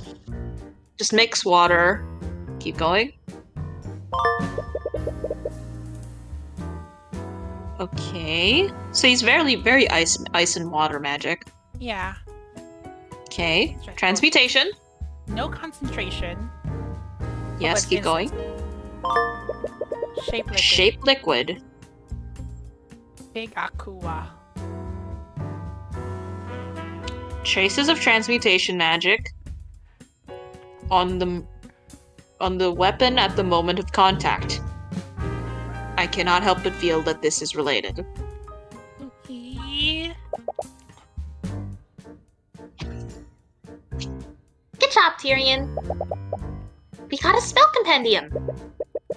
With that, the case is as good as yours. Or is it? She didn't even try to stop you from taking the spell compendium. She wouldn't let it happen just to spite Lord Pierce. She definitely still has something up her sleeve. Still notable that he has a couple of transmutation spells that could, in theory, be used for, let's say, conjure an ice blade and. Yes, indeed. Your Honor, I've looked at the spells in Lord Pierce's compendium. Conjure Light is the only spell that he can cast that would shed a blue light. This renders his testimony and many of his statements false. You can practically hear Lord Pierce grinding his teeth. Your Honor, Lord Pierce could very well be a suspect in the murder of Flintheart McCoy. The defense argues that this presents enough reasonable doubt to acquit the defendant. I acknowledge that Lord Pierce's actions are quite suspect. However, I will not pass a verdict just yet. There is much more we need to learn.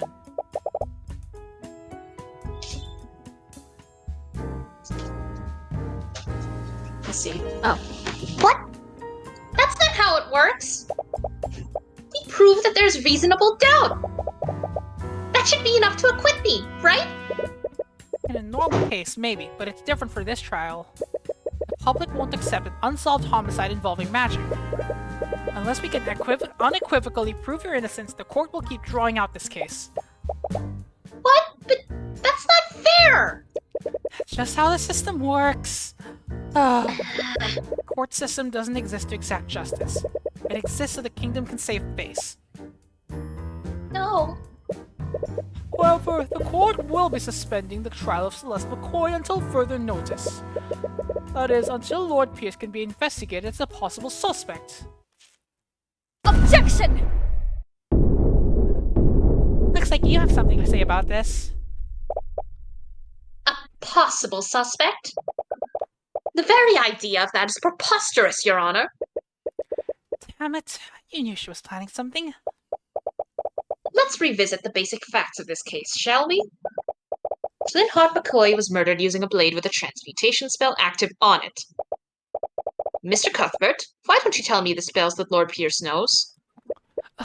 Alright. Its spells are Prestidigitation, Conjure Light, Conjure Water, Frostwave, and Shape Liquid. Frostwave. You've realized it too, haven't you? Lord Pierce doesn't know any transmutation spells that can be channeled through a solid object. What? Unless you count Shape Liquid and it's stabby. Yeah. That can't be right. Actually, can you look at the open description for Frostwave? Spells, Frostwave. Okay, it's just cold air. Cold air and hypothermia, but they didn't find any traces of that on the body. Yeah. But shape liquid. That on the other hand. But it's concentration. But I don't know how concentration works in this world yet. Yeah. It's probably just like in D&D, considering all the other influences. Yeah. So, Well, what are some spells here that... Because we can assume then that something made contact and one of his transmutation spells, which it looks like it's only those two. Yeah. What's the liquid? What's like the conjure water? Conjuration. Conjuration, yeah. Conjuration, evocation, yeah. Yeah. You're right. You're absolutely right, Lady Steelwind. I couldn't have possibly committed the murder. I see. With that in mind, that would leave the defendant as the only possible killer. But he was the only other mage there! He has to be the real murderer! It doesn't know any transmutation spells that can affect a solid object. They can't prove they stabbed him while casting magic. You know.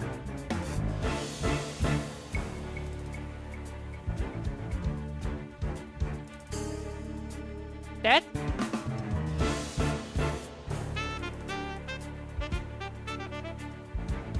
Oh, you're muted.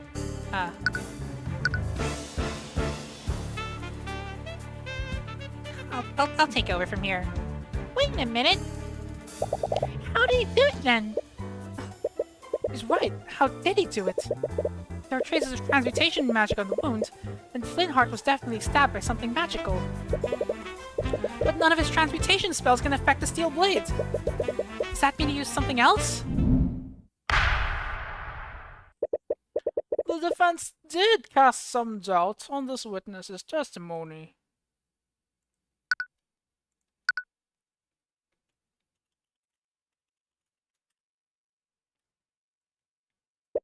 Nevertheless, I must conclude that he could not have possibly committed the murder. With that in mind... Please wait, Your Honor! We still can't conclude that Lord Pierce couldn't have committed the crime! What are you on about? I think I best wait for that.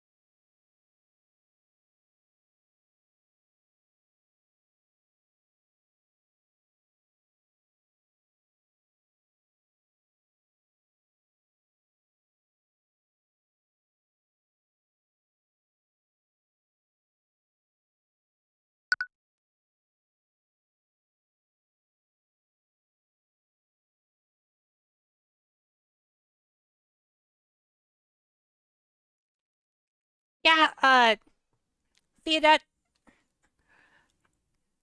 Yeah, I'm sorry. All's good. You, have fun with whatever you're doing, because I'm not sure what you're doing. But, oops. Bye-bye. What are you on about? The lady Steven said it herself, you commoner. I don't know any spells that can be channeled through a metal blade. He's right. It can only mean one thing. You didn't use a metal blade, did you?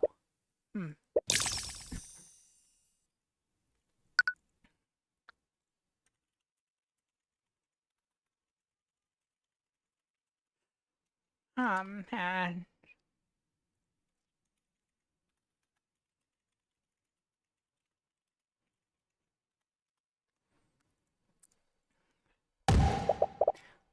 What nonsense is this? The autopsy report clearly states that the wound was created by a blade.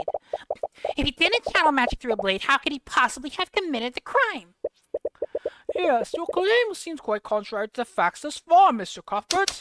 Which spell the Lord Pierce used to commit murder? It's exact. Oh God, you're gonna miss it, cause it's exactly what you thought it was, Dad. It was a sword made of ice. You see, Your Honor, Garrick Pierce didn't kill the victim using a sword. He killed him using an object shaped exactly like a sword. What? I'm afraid I do not quite understand, Mr. Cuthbert. I'd like for the court to take a look at Lord Pierce's spell compendium. Garrick Pierce knows a seemingly insignificant spell called Shape Liquid. With it, he can control a body of water and shape it into any complex shape he wants. Then he can freeze the liquid, maintaining its current shape. A shape like a sword. What? No! Is it possible that he... What do you have to say for yourself, Lord Pierce?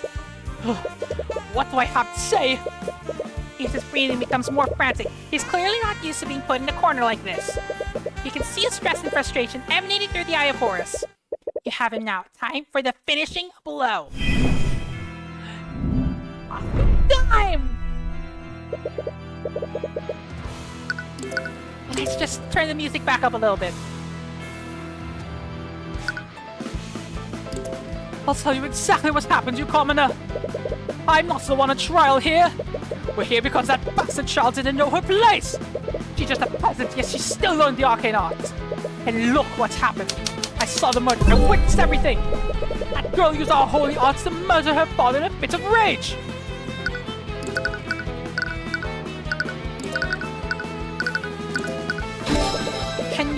And how, pray tell, did you see everything? If you recall, you testified that you only took a single step inside the inn. But you would have needed to be within 15 feet to see my client would conjure light. This again! If you're going to keep treading on that one piece of that, I admitted a step further into the inn. I kept that detail out of my testimony, all because I knew you'd use it to cast suspicion on me. Lord Pierce! You didn't just keep that detail from your testimony, did you? You testified the opposite. That makes you guilty of committing perjury. No, I mean... you miserable wretch! Perjury by Garrick Pierce. Garrick Pierce has openly admitted to committing perjury in the courtroom. His lies haven't gone unnoticed. Let's not stop there. For the story to be true, you would have needed to be within 15 feet of my client. According to your testimony, my client had just finished committing a murder. Wouldn't she have noticed you? If you're that close, then you would have surely been close enough to apprehend her. So why didn't you? Don't you have a duty to your citizens? Shut up, you dirty peasant's mouth! That woman was armed. I had no reason to put my life in danger. Just wielding a sword after the murder. I was terrified when I saw her holding that bloody sword. My life was in danger. What was it?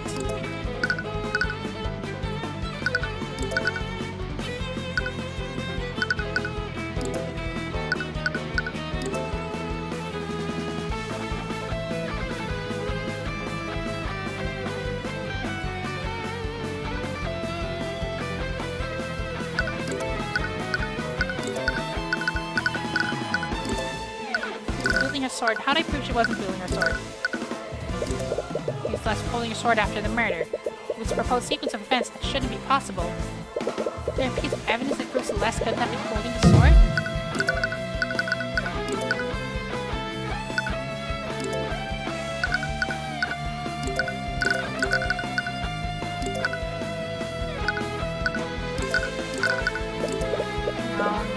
No. It's not Mage Blade.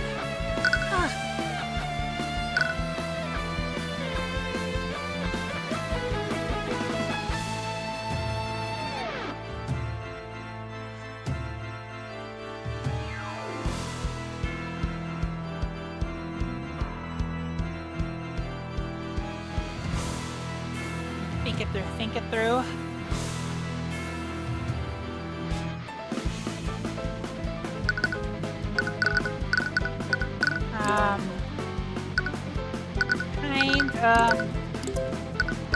Picture of McCoy.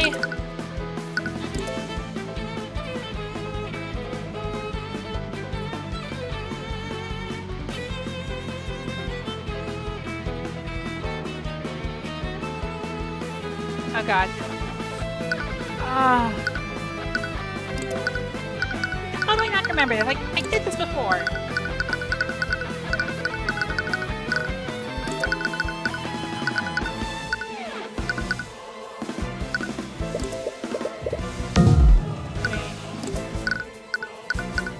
I can't save too. No.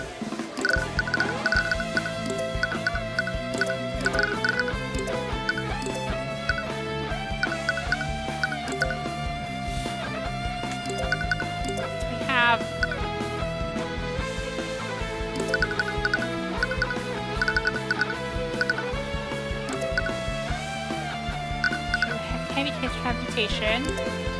No magical properties. That's not it. Crime scene picture. Pentium. Broken power cell. Support her family. Leave a Celeste's room.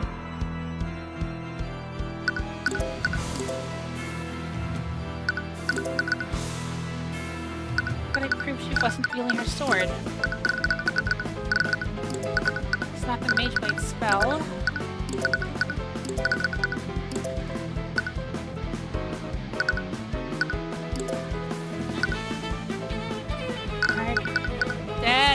Is it? Can I not remember anymore? Okay.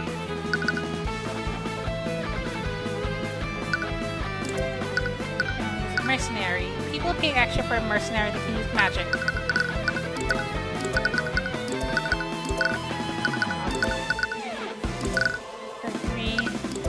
The spell compendium. Lotus juice? No, it's not the lotus juice, right?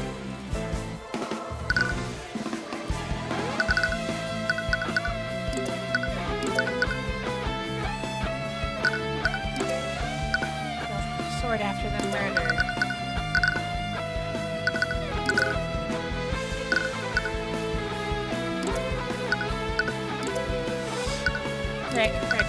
Frick.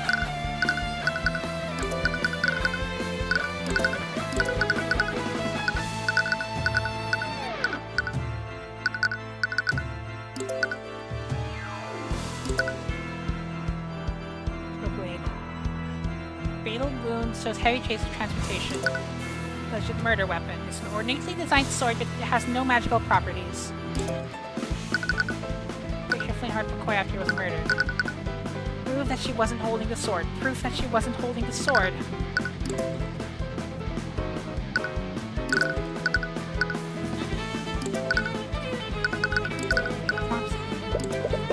Celeste was holding her sword after the murder. With this proposed sequence of events, it shouldn't be possible. Is there a piece of evidence that proves Celeste couldn't have been holding the sword? On my last life.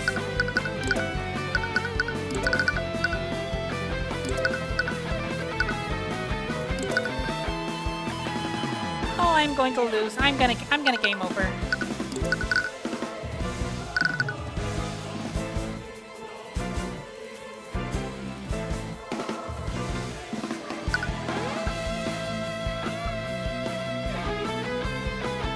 Sound.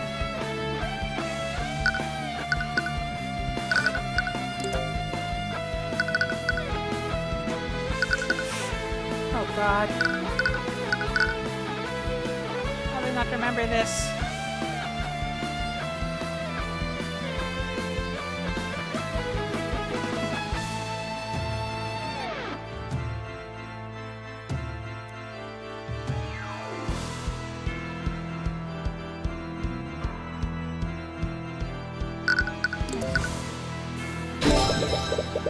Oh, what's the creative picture? Can't be, well, that can't be right. It's Cannon Lord Pierce. This photo of the crime scene shows that the sword was left in the victim's body. How could she still be wielding her sword if she left it there? What? Damn you! Damn you! Steelwind, why aren't you saying anything? What? Hey? Prosecutor Steelwind has lost her usual air of confidence. You find it strange, though. Even when you had the advantage, she always maintained her usual poise. Lord Pierce, please pull yourself together. How can I remain calm when this charlatan is trying to frame me? This is a complete travesty of our justice system. I came here to reveal the truth and testify against that criminal. And what do I get instead? Slander from some lowly defense attorney. Nuh-uh. You lied. You talk about justice, but you've committed several acts of perjury to twist the outcome of this trial. You're clearly not acting in good faith. You don't care about justice. You just want to further your agenda. So admit it, Pierce. You created a makeshift sword using shape liquid and you used it to impale Flintheart. You shoved my client's sword into the wound while the remnants of the real murder weapon evaporated. It was a perfect crime, wasn't it? Why? What? Lord Pierce, my apologies, Your Honor. Just as I realized something absolutely hilarious. Has he finally lost his mind? The defense put forward an interesting theory, but there's one problem with it. And what's that? I think you said it yourself. Shoved the sword into the wound while the remnants of the real murder weapon evaporated. It was a perfect crime, wasn't it? You see, it would have been a perfect crime, because any evidence to support that theory would have evaporated with that frozen blade! What? No! He's right! If he used an ice blade to kill Flintheart, it would have evaporated by now. That means there would have been nothing left of the murder weapon! Uh-oh. We've spun quite the tale here today. But in the end, you don't have a shred of evidence to support it, do you? You have nothing on me! Isn't there anything we can do? You become quiet. Why isn't he saying anything? This is really hopeless? All it takes is one look at the expression on your face. Any worry she has instantly disappears, because she realizes the expression on your face. It's the same expression you made every time you defeated her. What is this? You can glare at me all you want. It won't change the fact that you've lost. I despise people like you. You twist the system to serve your own ends. You trample on the lives of innocent people.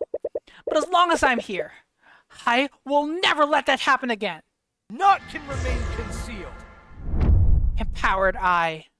Ugh, what did I just do? Your head feels like it's about to burst. The pain is unbearable and overwhelming. At the same time, you feel an extreme sense of clarity, as if you can see more than you could before.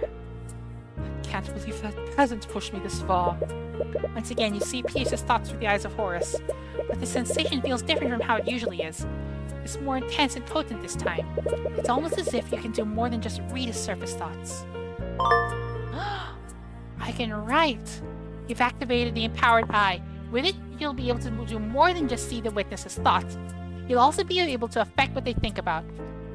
Project items into Pierce's mind to evoke thoughts from him. You'll want to project items that make him think about the murder.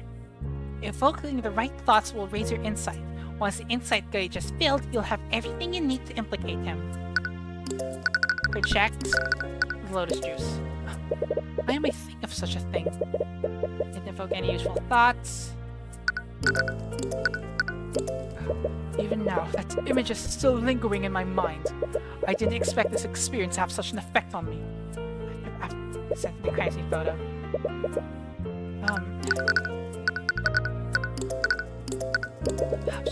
Shape liquid. For all the trouble too, I can't believe the lawyer figured out the spell I used. Well, no matter. It's not as if there's any evidence to prove I used it. I'm lucky the old fool had that bottle of water with him. Water from a bottle. Wait, a bottle? Well then, as riveting as this has been, I believe it's time for me to take my leave. Now wait a minute, Pierce! What is it now, you wretch? I'll say it as many times as you need to hear.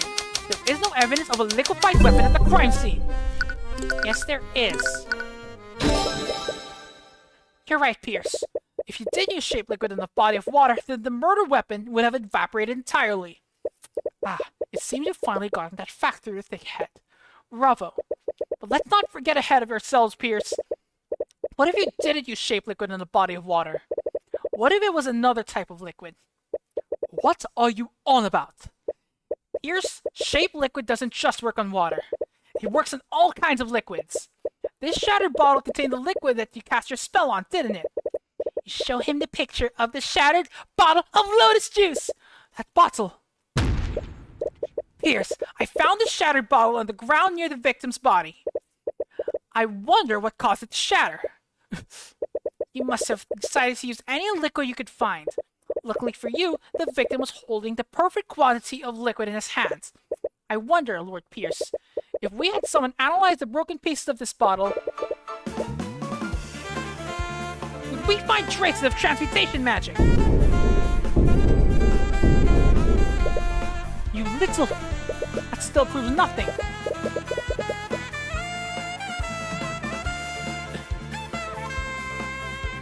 So what if there are traces of magic on the shattered bottle?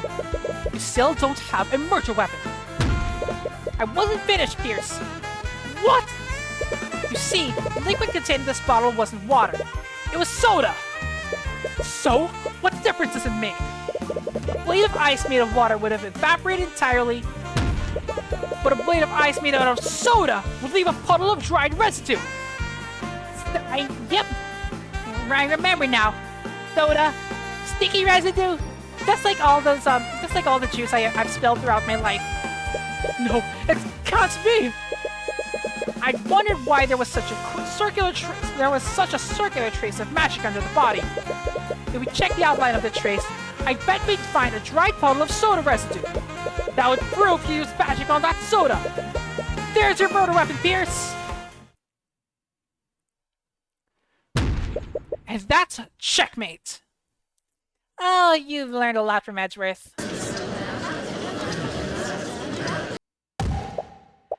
Bailiff! Bailiff! Tell Orem to analyze the crime scene at once! We must determine if this puddle of soda residue exists. The time window to find traces of magic is closing. So, we had our team search the crime scene for that soda puddle. Really can't believe it. But we found it. In fact, the outline of the dried soda lines up exactly with the outline of the trace of transmutation magic. We checked the broken bottle, too. There were traces of transmutation magic on it as well. There's no doubt about it. Someone used magic on that soda. I see. Thank you, Orem. Please escort Lord Pierce back to the stand. What do you have to say for yourself, Pierce? What do you think you've accomplished here today? Do you honestly think you can indict me? I'm an aristocrat from the highest echelons of our society. Class divide. The class divide won't protect you, though. That fool of a man was an insurgent.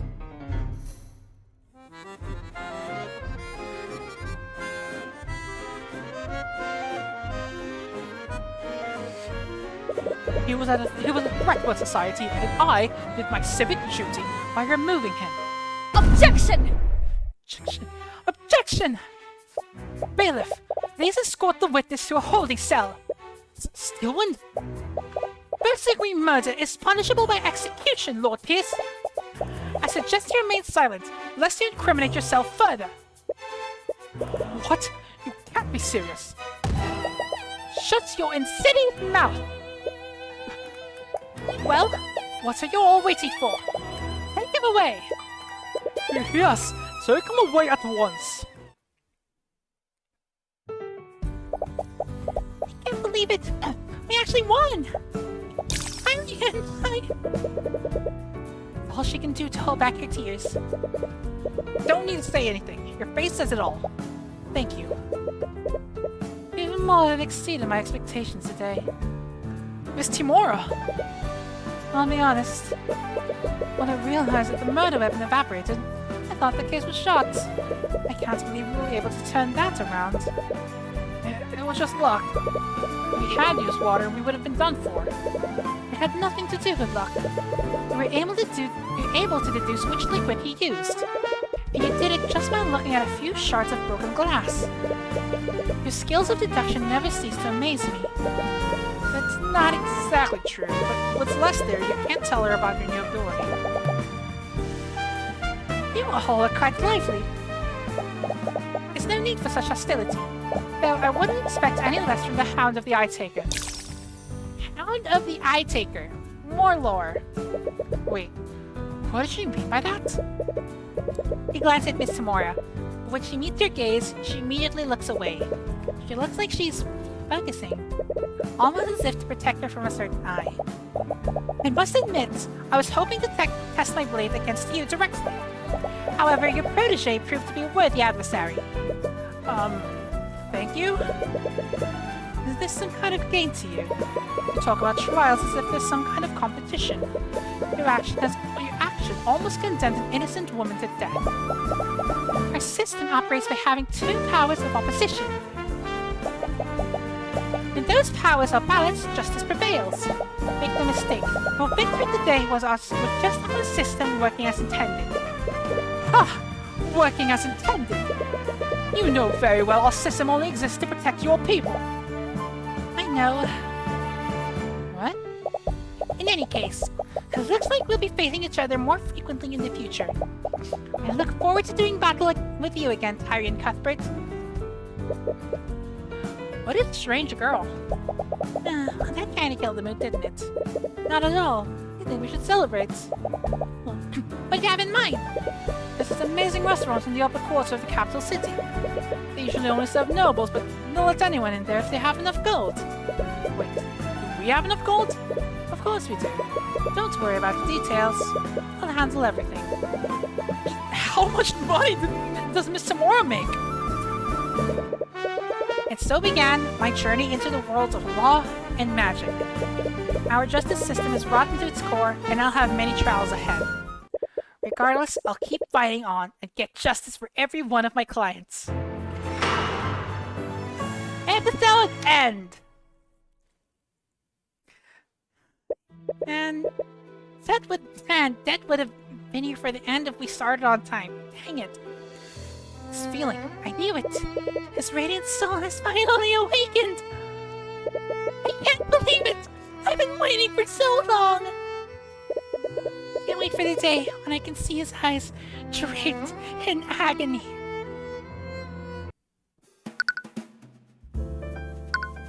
Can I just start? Yeah, I can start the other cases like directly. Walking Dead, The Origin of Horus, Severed Ties, Attorney of the Arcane. Well, I think we best rate out.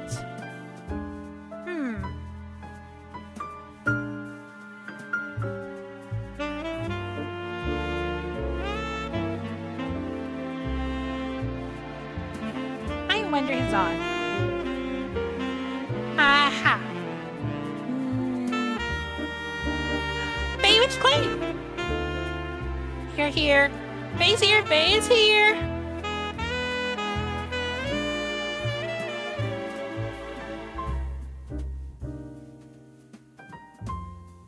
Well, there's nobody here to make a raid message for, but I'll just say something for the VOD watchers anyway. Thank you guys!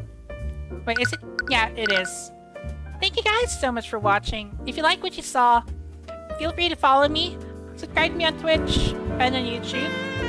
Check out my VODs. Well, if you're watching this on YouTube, I really need a script for this, huh? If you're watching this on YouTube, you know where to find me. Skyrim plays on Twitch. But that'll be all. Till the next one.